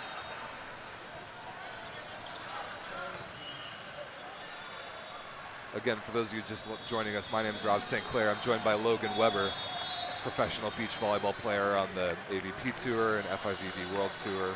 Also happens to be the NCVF lead accountant. He wears many hats in the volleyball world, but I thank him for joining me on the broadcast today. I'll get his partner Hagen Smith back on with me to call some games later on in this session. Tough start for Notre Dame here after kind of a heartbreaking way to end the first set. Oh, that is a big stuff block. Yeah, that was heartbreaking. Oh yeah, speaking of heartbreaking, that was on its way out of bounds, but 13 there, and Notre Dame happened to catch it in the face. Brian Hahn, kind of just wrong place, wrong time. That swing should have scored by all accounts.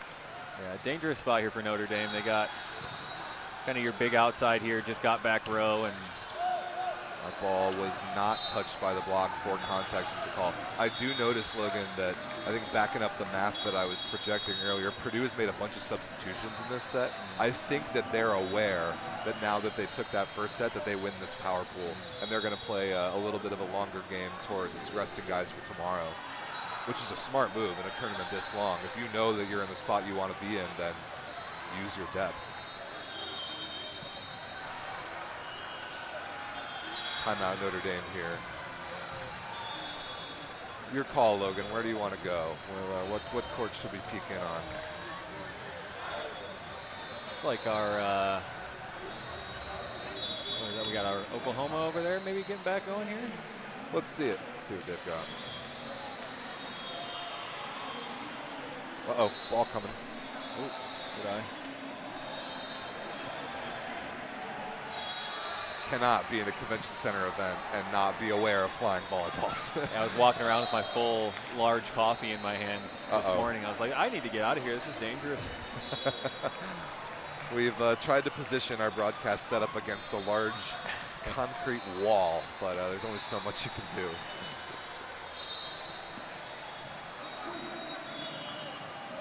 Attention please, Slunks capture the flag is live for green Slunks merchandise and element hydration. You can catch our runners, you can get some stuff. Starting in 30 seconds. Something about in-house capture the flag, Logan. That sounds pretty cool.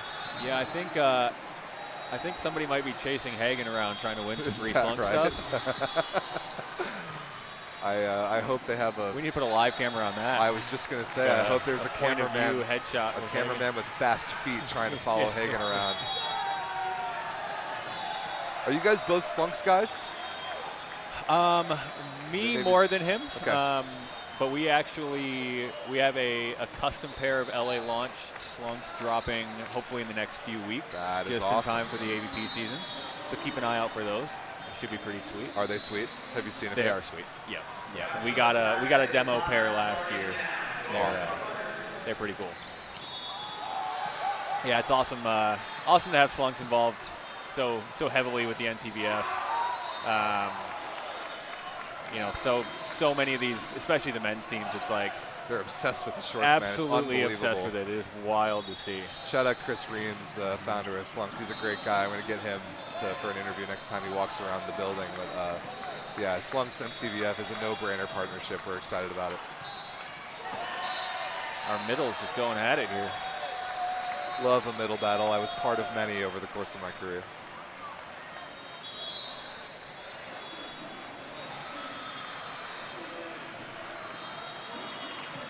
Yeah, go back to him.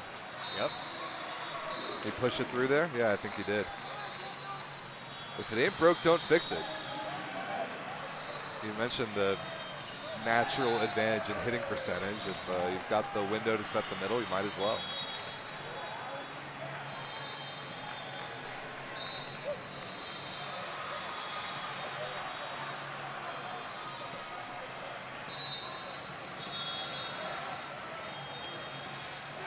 Good aggressive swing there. Yeah. Interesting choice there by the Illinois right side blocker to pull his hands down. I think he expected something off speed to try and tool and get the deflection, and sort of that rock, paper, scissors battle where you ended up losing when the guy chooses to take a full swing. Ooh, that ball's middle. punched. I was never able to really turn the ball across my body when I played middle, so I have a lot of respect for that shot. I was an all thumb down kind of guy. It's the one that most people don't have. The thumb Kind of down. the opposite, yeah. Your shoulder okay? My shoulder is great, Nice. miraculously. And then when I played a little bit opposite, I was always hitting the ball down the line. Somehow my shoulder just has that.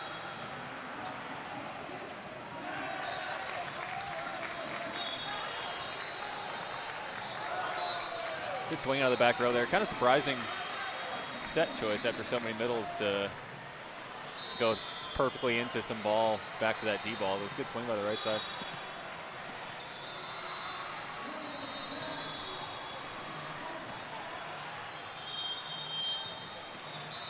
Aggressive swing.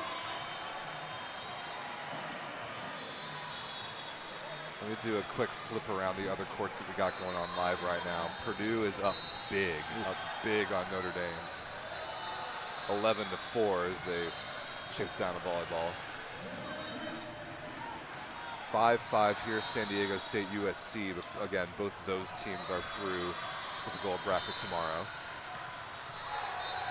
And then just about ready for first serve is Kentucky and Central Florida.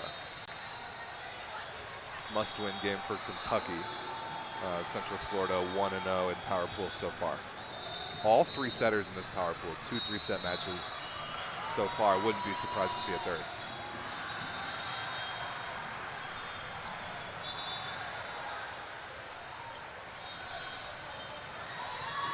All right, let's put everything on screen.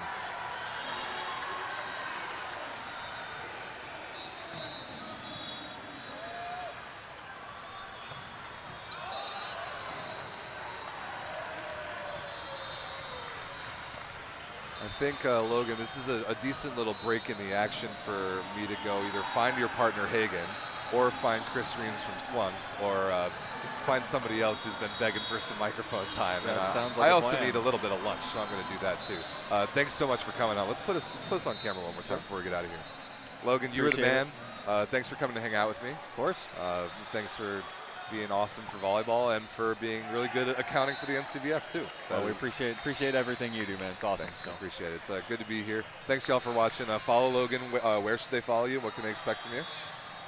Oh, I'm very slowly ridding myself of all social media. So probably Instagram would be my last point of connection. Respect. Follow AVP on Instagram. They post a lot, keep everybody updated. That's probably the best spot. Lovely. Yeah, Logan and Hagen LA launch, playing a bunch of beach volleyball this spring, summer, all over the place. So if you want to follow these guys, you will be able to find where to do so. Thanks for coming, my friends. Thank Thanks you. for watching some ball. We're going to take a few-minute break to show this beautiful multi-view, and we'll be back with more Power Pro volleyball in a few minutes.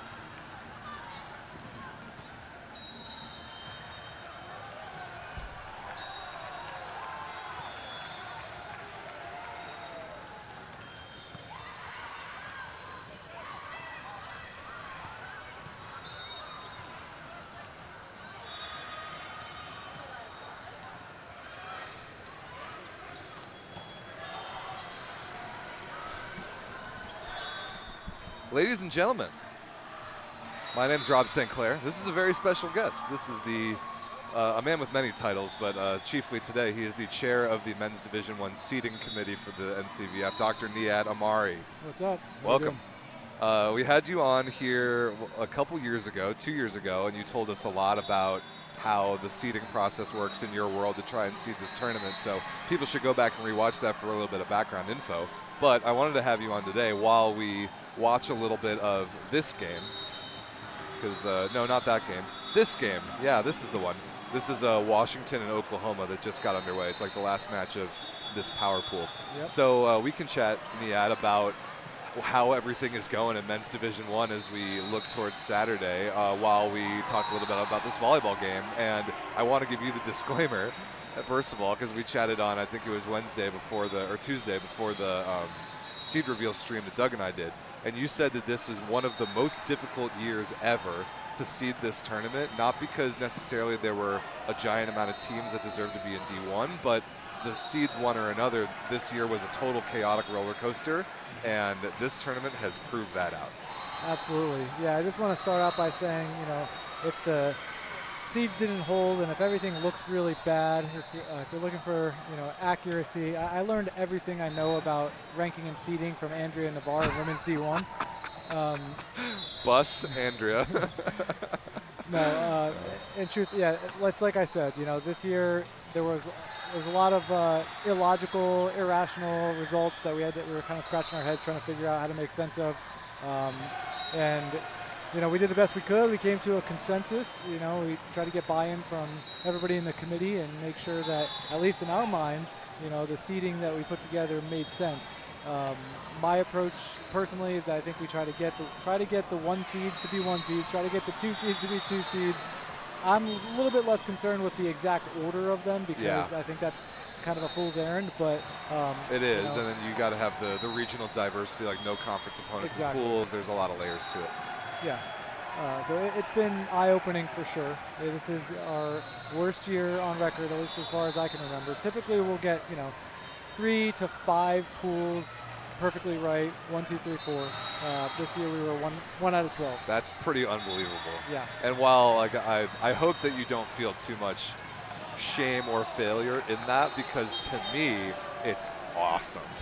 To me, and to the fans, to the neutral observer, that chaos and unpredictability is some of the most fun of this tournament. I mean, we were just over there, and watching some of the other power pools, and there is some madness going on right now. Oh yeah. And again, I think the interview that you and I did here 2 years ago is going to be really good for people to go back and rewatch about how the seeding process actually works and what's important. So we don't need to go through that again. I think we just talk about kind of the volleyball that we've seen on the men's side this tournament and what has surprised you the most. So let's start there.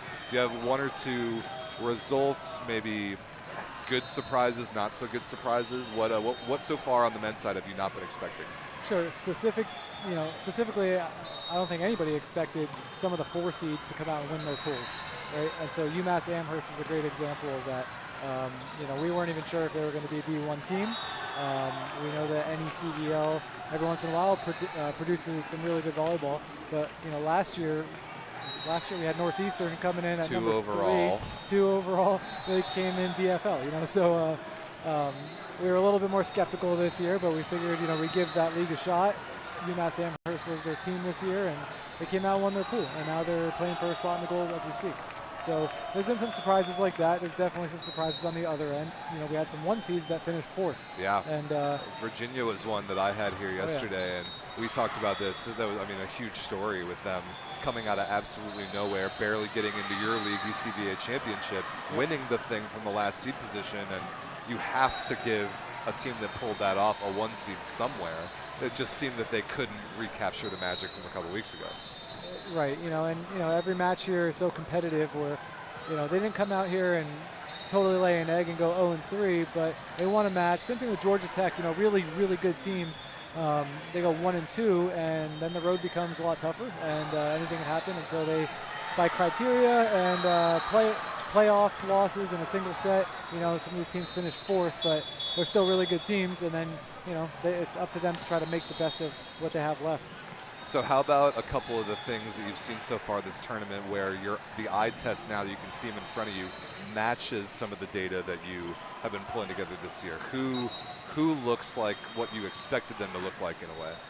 I still think Wisconsin, I know they lost earlier to Utah Valley, but Wisconsin and Utah Valley, both extremely good. They're fantastic, Yeah. And so you can excuse either of those teams having a letdown loss every once in a while because every time you see them, you just know they're fundamentally solid at every position. They can play fast, they can play big and physical, they can win in a variety of ways. And, anybody who watched that matchup earlier, it was absolutely incredible. That first set went 32-30, and you're watching the first match of the day in these power pools, these blood rounds, and we have a huge crowd, right? It should be the crowd that we get for the semifinals, and instead it's happening now with all these teams still left in contention, which is awesome. So speaking of that pool, I want to give people a little update on what's going on elsewhere around the tournament who might have just been watching these two power pools that we had. Because we had Purdue pretty cleanly dominate their pool, and then we have Washington and Oklahoma fighting for the last spot and gold out of that pool. But I wouldn't say the drama has been over on my side of the gym necessarily. This Wisconsin pool is about to go into a tiebreaker set. Right. So Utah Valley, UC Davis, and Madison all beat each other in a triangle. Every match finished in 2. Utah Valley is going to win the pool on point ratio tiebreaker, and UC Davis and Wisconsin, who just played, Wisconsin beat them 2-0, very close. They're about to play another set to 25, where the winner advances and the loser goes home. And you could make a case for any of those 3 teams to be like semifinal caliber almost. Absolutely, yeah. And again, there's some really great volleyball. UC Davis, second in their league, right? Utah Valley, earlier in the season was #1 in the country. Didn't win SECBL. I think they were in 3rd or 5th in the SECBL this year by order of finish. We know Madison won NEVA, and then they're all there together, and you can see they're like neck and neck, right? So every point matters, right? Everybody's winning by the skin of their teeth, and even though Madison won that 2-0 a minute ago, they could very well turn around and lose this set. Maybe. The pool next to that I also thought was interesting because Mizzou, #2 overall, got kind of handled by Cal State Northridge in their first play-in game, but then Northridge lost to UC San Diego. So UC San Diego is playing Mizzou right now. That looked like a close game when I was over there a minute ago, but that's now a must-win for Mizzou to even get out of this power pool. Sure is. Yep. And again, you look at yesterday. Mizzou, lone team from Midwest Plains Volleyball Conference. They've been really good the past few years, and they had a great start yesterday. Come out today, it's a completely different day. Anything can happen. The Magic of Nationals. We talked about the next 2 pools a little bit. Purdue wins that power pool. Illinois is winning the power pool where Washington and Oklahoma are playing right now for that 2nd spot. Michigan State, 5th overall, struggling a little bit. Now they got hurt by the fact that Cal Poly got beat yesterday and ended up in their power pool. But Michigan State and Maryland is that over? I can't tell from this point in the gym. No, they're playing right now. Let me go back real second to that previous pool. I want to give some love to Washington and Oklahoma. Yeah. Because, Illinois, historically, they're a perennial power, right? And whereas they seem to be a little bit down this year just based on record, here they are at Nationals showing out. I don't think anybody's really surprised by that. NEVA always produces so many great teams. They're so deep. Anybody from NEVA can, win it all any year. Excuse me. But, Washington and Oklahoma, I think as far as I can remember, Oklahoma has never been in D1. Washington, I don't think, has ever been in D1. Washington won AA champs last year. And I think everybody had a little bit of doubts about how those teams would hold up this year. SEVA usually doesn't have 5 teams in D1. Now they do. And here they are, and they all belong. Oklahoma looks really strong. Washington obviously had a great day yesterday. And I think whoever does come out of that pool and make it to gold definitely deserves it. Yeah, I agree. The regional representation is really impressive, and you and Doug and the committee were putting together the numbers yesterday about pool play performance by conference. I just thought it was interesting. Everything is so regionally intermixed once you get to nationals in a way that we never see during the regular season, that it's just fascinated who performs when and where and how it all shakes out. Yep. So Michigan State, Maryland, I'm fascinated by, see how that one ends up. But then we talked about UMass Amherst earlier. Then our pool with San Diego State, who's won several national championships, but both of them got beat by Texas A&M, who won that power pool and is going to gold with a good seed. There's so many wild things going on. Again, if you would have told us that UMass was going to win their pool yesterday, if you would have told us that Tennessee was going to beat Cal Poly yesterday, I would have said you're crazy. But they did it and then made Cal Poly's road harder. So that pool with Cal Poly, Michigan State, and Maryland is really tough. Cal Poly edged them earlier in 3. Maryland beat Cal Poly in 3, and Maryland took the first set from Michigan State. So I think Maryland is positioned to probably get first based on criteria, depending on how these last 2 sets play out here. But Maryland's ball control is absolutely incredible. They may not be as tall as a lot of the other teams, but like some of the other historically great Maryland teams, their defense is fantastic. It's funny. They're so fundamentally sound. I played Maryland in pools here in Kansas City in 2015. And they were that exact way then. Yeah. The exact way that you're describing. How they breed them down there, I don't know. Unbelievable. Let's see, what pools have we not talked about yet? Virginia Tech, they look extremely good. They beat Baylor in a tight one, but they were up big on Indiana a minute ago. I don't think that match is over yet, but I was impressed by Virginia Tech, and that's not surprising at all. That's a perennially great program. Yeah, they're just so balanced. They're good at every position. Again, they struggled at our league championship. Didn't even make it out of pool play. First time in my 20-plus years of involvement that they weren't either in the finals or at least the semifinals, and then here they didn't even make it to the playoffs. So that was an eye-opener for everybody, but I don't think anybody is too surprised to see them come in here and do what they're doing. Agreed. One match at a time. Sean Callahan and Jack Jagodzinski, they're Hokies through and through. They put in a lot of time and effort. They're scouting out every opponent, and they always get their team focused. And when it matters, they show up. And so, I'm happy for those guys. I'm proud of those guys. They're a class act organization, and I hope they can keep going far here. Well, another piece of ECVA pride is the Florida Gators. They were dead middle of the pack. I can't remember if they were 24 or 25 overall, but they looked very good yesterday. They seriously scared Wisconsin in the first game of the tournament. But then they come out, they beat both Ohio State and Penn State to win that power pool. And Penn State is out. I mean, you told me that they were going to have an uphill battle after losing their starting setter to injury, which is a bummer. But Ohio State was the national runner-up last year, and Florida beat them. Yeah, Florida is I won't call them a dark horse. They were 5th last year. Right. They lost Blair Young, who was a giant, dominant middle. But a lot of their other pieces from last year are back. They've got the ball control. They've got the physicality. They're really impressive. They're turning it on. I think one of the reasons they came in seated a little bit lower than they might have been historically is they didn't play with their full roster at a lot of the tournaments. A lot of their guys were out on spring break for our league championship. They brought half their roster. Still finished 5th, but I think you see what they can do when they have everybody here. So they were able to pull it off. They beat Ohio State, beat Penn State earlier, positioned themselves really nicely for a gold bracket run.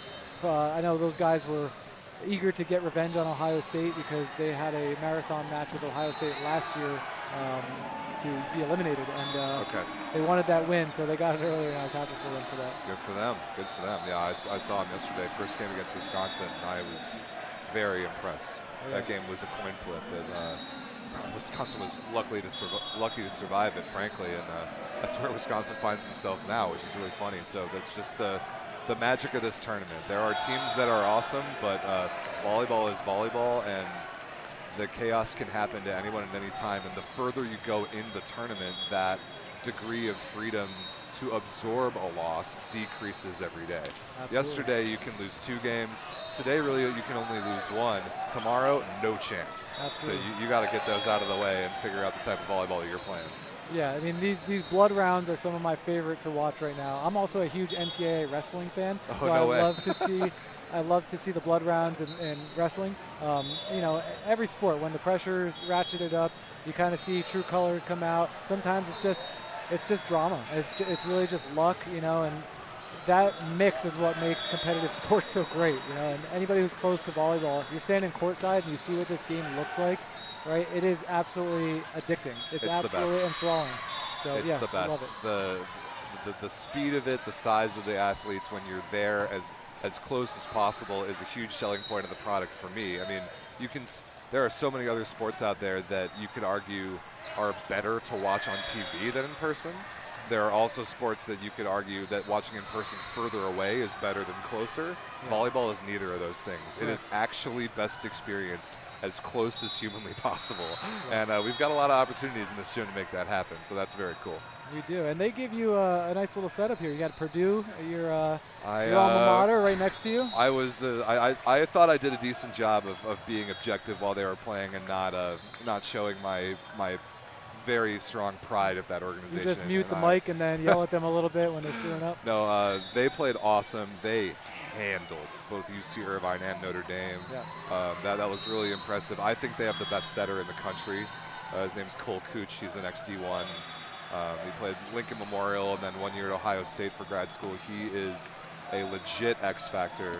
And they have a big arm on the right side who's a freshman that I think could carry them decently far. And they're very good down the middle, and they have one of the best liberos I've seen. So they, I'm definitely a proud Purdue alum. My Purdue alumni group chat has been pretty active the last couple days, so we're stoked for our guys. A historically very successful program.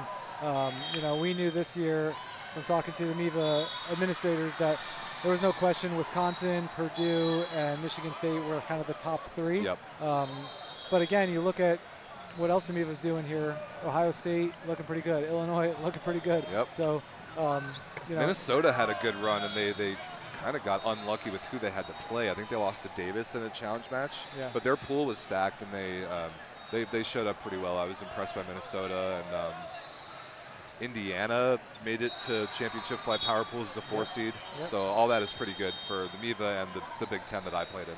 absolutely.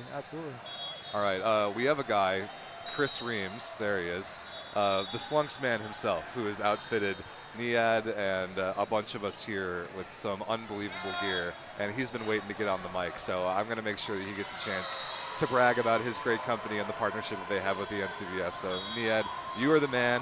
Thanks for Thank all you. your effort. Again, don't view the seating as a failure in any way. View it as a great entertainment product. Let me sum it all up in 3 words. Let's hear it. I don't know. I don't know. Me neither. That's the best part. If we knew, it wouldn't be fun. But I love it. Thanks, buddy. Thanks, Bob. Well done as always.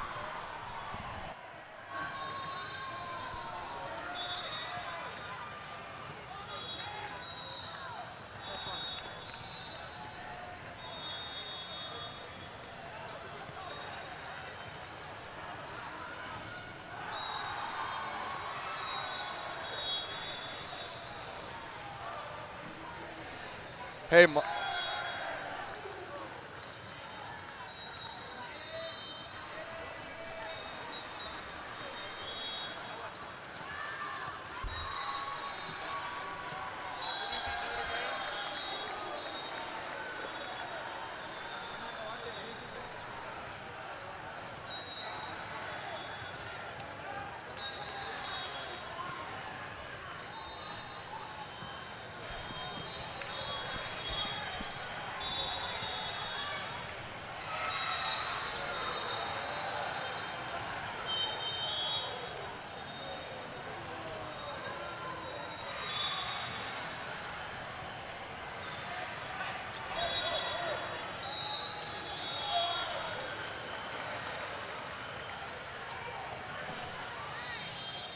All right, ladies and gentlemen, a second consecutive very special guest.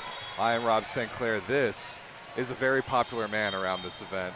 He is the founder of Slunks, a brand that many of you know very well, Mr. Chris Reams. Welcome back, my friend. I think the last time we were here in KC, it was right after the NCVF Slunks partnership was born. Here we are 2 years later, and quite a bit has changed. Is that fair to say? Yes, sir. Thank you for having me. I really appreciate it. So great to have you back. How many of your company's logo have you seen walking around this gym this week? It's been pretty awesome. I've seen it in a lot of spots. Yeah, we've grown a lot on the girls' side as well, but we could definitely be there even more. You know, I'm that type of guy to want to get everybody in Slunks. Well, yeah, there's no shortage at this event, and it's awesome. You've got Phil Dahlhauser here, who I got to talk to yesterday. Logan and Hagen, obviously. The full media outfit. You got the Kansas City 2026 NCVF specific slunks, which I believe Niad had a hand in a little bit of the design for that. Any left, or did they all sell out yesterday? They all sold out yesterday. Not surprised at all. Yeah, Niad crushed those designs, so that looked really good. I was super fired up on that. And then the other thing that I heard is that you guys are upgrading your space in Southern California. Yes, sir. Everybody is more than welcome to come, but next to Angel Stadium, we are putting a beach volleyball court in the parking lot, a golf simulator inside, and then it's a total entertainment spot. So we're going to have a huge projector with TVs, a huge bar area, but an entire space to entertain and to have events and fundraisers and just have a good time. And hopefully the whole volleyball world comes at some point in time and says hello. That is so awesome. And a great time and a place to be, considering there's a certain event in Anaheim and Greater Los Angeles in 2028. Wow, yeah, very good pickup right there. Yeah, you know, the Indoor Olympics is going to be at the Honda Center, which is less than a mile from our facility. Incredible. And then the beach is going to be in Long Beach, which is about 10 miles away from where we are. So we're super excited to be kind of in the mecca, in the middle of all of volleyball in general. So fantastic. Well, congratulations. I can't wait to come check it out once you got everything ready to go next time I'm in SoCal. That is going to be a really cool kind of home for the volleyball community down there. So yes, congrats. Sir. What is when you see this event and this NCVF Nationals entire ecosystem and the energy around it and the way that these college kids approach it and the love of the game that they have, why is it so perfect for Slunks? It couldn't be any better because Slunks is all about the community, and this is all about the community and the passion for the game and for people in general. Like, everybody's out here competing as hard as they can, but everybody's also having a really good time and super nice to one another and cheering each other on when a good play happens, things like that. There's not really any egos. I mean, some people are talking some smack, but, you know, that's which I kind of like. Oh, me too, 100%. But, you know, that's part of the sport. For sure. But the cool part is the level is, it's honestly, it's close to being as high as Division I, some of these teams. I agree. There's definitely some players who could be in Division I without a doubt. So that's what's awesome, but it's just such a fun event, and the community is so cool. I think shout out to Doug Hinton, the president of the NCVF, as well as so many of the other people that are instrumental in this event. One thing that they have put emphasis on that I'm kind of seeing right in front of us here with some of your people, including Logan Weber, who was on with me earlier, the addition of just more stuff, more attractions, more little events, more little activities that aren't just volleyball seems to really be adding another layer of excitement to this event. Have you noticed the same thing this year? Oh, yeah, 100%. It's so fun, and yeah, there's so many things to do, and you don't know what's going to happen. You just got to kind of keep your eyes out for what's coming next. So what's Logan and your media team doing in front of us here? They told me to just watch, but I'm pretty sure it says first person to bring us coffee, and we'll see what happens. Get some free stuff? Yeah, I think so. So I think they're timing it out. Okay, there's a bit of a crowd congregating. Logan is standing there with a sign and upside-down glasses. The sign says, first person to bring us coffee, and there's a crowd congregating that's just staring at him with a blank look. Like, what do we do? What are we supposed to do, bring him coffee?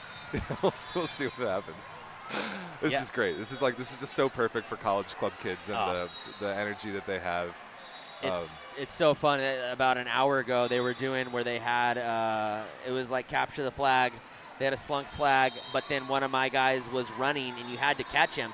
So like literally catch him. Literally catch him. They were sprinting through the gym trying to avoid hitting people, and the first person who caught him got a free pair of shorts. So that's awesome. That was pretty entertaining to watch. What a great idea. Yeah. Yeah, that stuff plays so well in an event like this. And the later the day goes, not to wish this upon any teams, but here pretty shortly, teams are going to start getting eliminated from championship contention, and then those teams' priorities might shift more towards bringing up the vibes. Yep. And that is a moment that I look forward to, just around the crowds around these courts, the crowds at the championship matches tomorrow night. It's about to get fun around here. Yeah, well, shout out to my six-man Manhattan Navy, or my six-man Manhattan team. We're either trying to win the whole thing or we're trying to win the party. So if you're not going to win the whole thing, you better be winning the party. So got to come home with some kind of hardware. Yeah, exactly. Shout out Manhattan Beach six-man, man. That event is something else. I have never been to one, but it's only a matter of time. Well, speaking of, we're actually running our first six-man in Huntington Beach. Fantastic. Yes, May 2nd okay. and 3rd. The first day is six-man for like professionals and a fun division. we will have a DJ all day, and there'll be a live band on the sand from 6 to 8. And then the next day is juniors, so 18 and under, and then also 6-man co-ed. And this is our first year running it, but our plan is to make it like a music festival, volleyball tournament combination, and it's always going to be the first weekend in May. What an awesome idea. That is so cool. Is that like, does the whole public know about that, or is it just to make sure this audience knows about that? Yeah, we just started promoting it about 3 weeks ago. We're a little late to the game, but we're kind of seeing what happens here. That's really, oh, look at all those coffees. It worked. They got 3. 3 coffees, and that should be 3 Slunks hats. Amazing how that works. Everyone loves free stuff. Yeah, there we go. That's fantastic. Anything else cool you guys got going on lately? I mean, not that there's any shortage of things with a big beach tournament and a brand new location. We're working on our summer line right now. It's actually going to be a big change up from stuff that we've done. It's not going to be super retro vibes. We're kind of going in a different direction, so it'll be the first time we're doing that. So we'll see what the audience thinks. Okay, I'm looking forward to that for sure. Will you have people at Wapaka as usual? Yes, sir. We will be at Wapaka. We'll be at Pottstown. Well, one of these free coffees almost ended up in our lap, but I certainly don't need one. I don't know about you, Chris. I'm good. Thank you, though. Yeah, Wapaka is one of my very favorites. I had Eddie Zellhofer on earlier. He's one of the guys that runs that event, and a big theme of everybody that I've talked to the last 2 days is exactly like you said. It's the love of the game and the community that builds these things. Yeah. And it's so easy to get people together to work on these things together when they all share that. And that is special to be a part of. I hope you feel the same way. Oh, 100%. I mean, there's nothing like the volleyball community in general. It's not like any other sport. I'm sure whoever's listening to this knows that. But, everybody is so cool, and everybody wants to have a good time at all levels. And it's such a small world. Everybody knows everybody, whether it's beach, grass, indoor, and it's just so fun to be a part of it. Well, Chris, you are awesome. Your company is awesome. Your brand is awesome. I mean, you can tell by all the logos that you see around and all the cool custom shorts and jerseys. But thank you guys for being a part of this event and all the awesome stuff that Slunks is up to. It's going to be a good couple months and years. Yes, sir. Thank you for having us. We appreciate it. And come see us in Anaheim. 100%. Thanks, Chris. Thank you.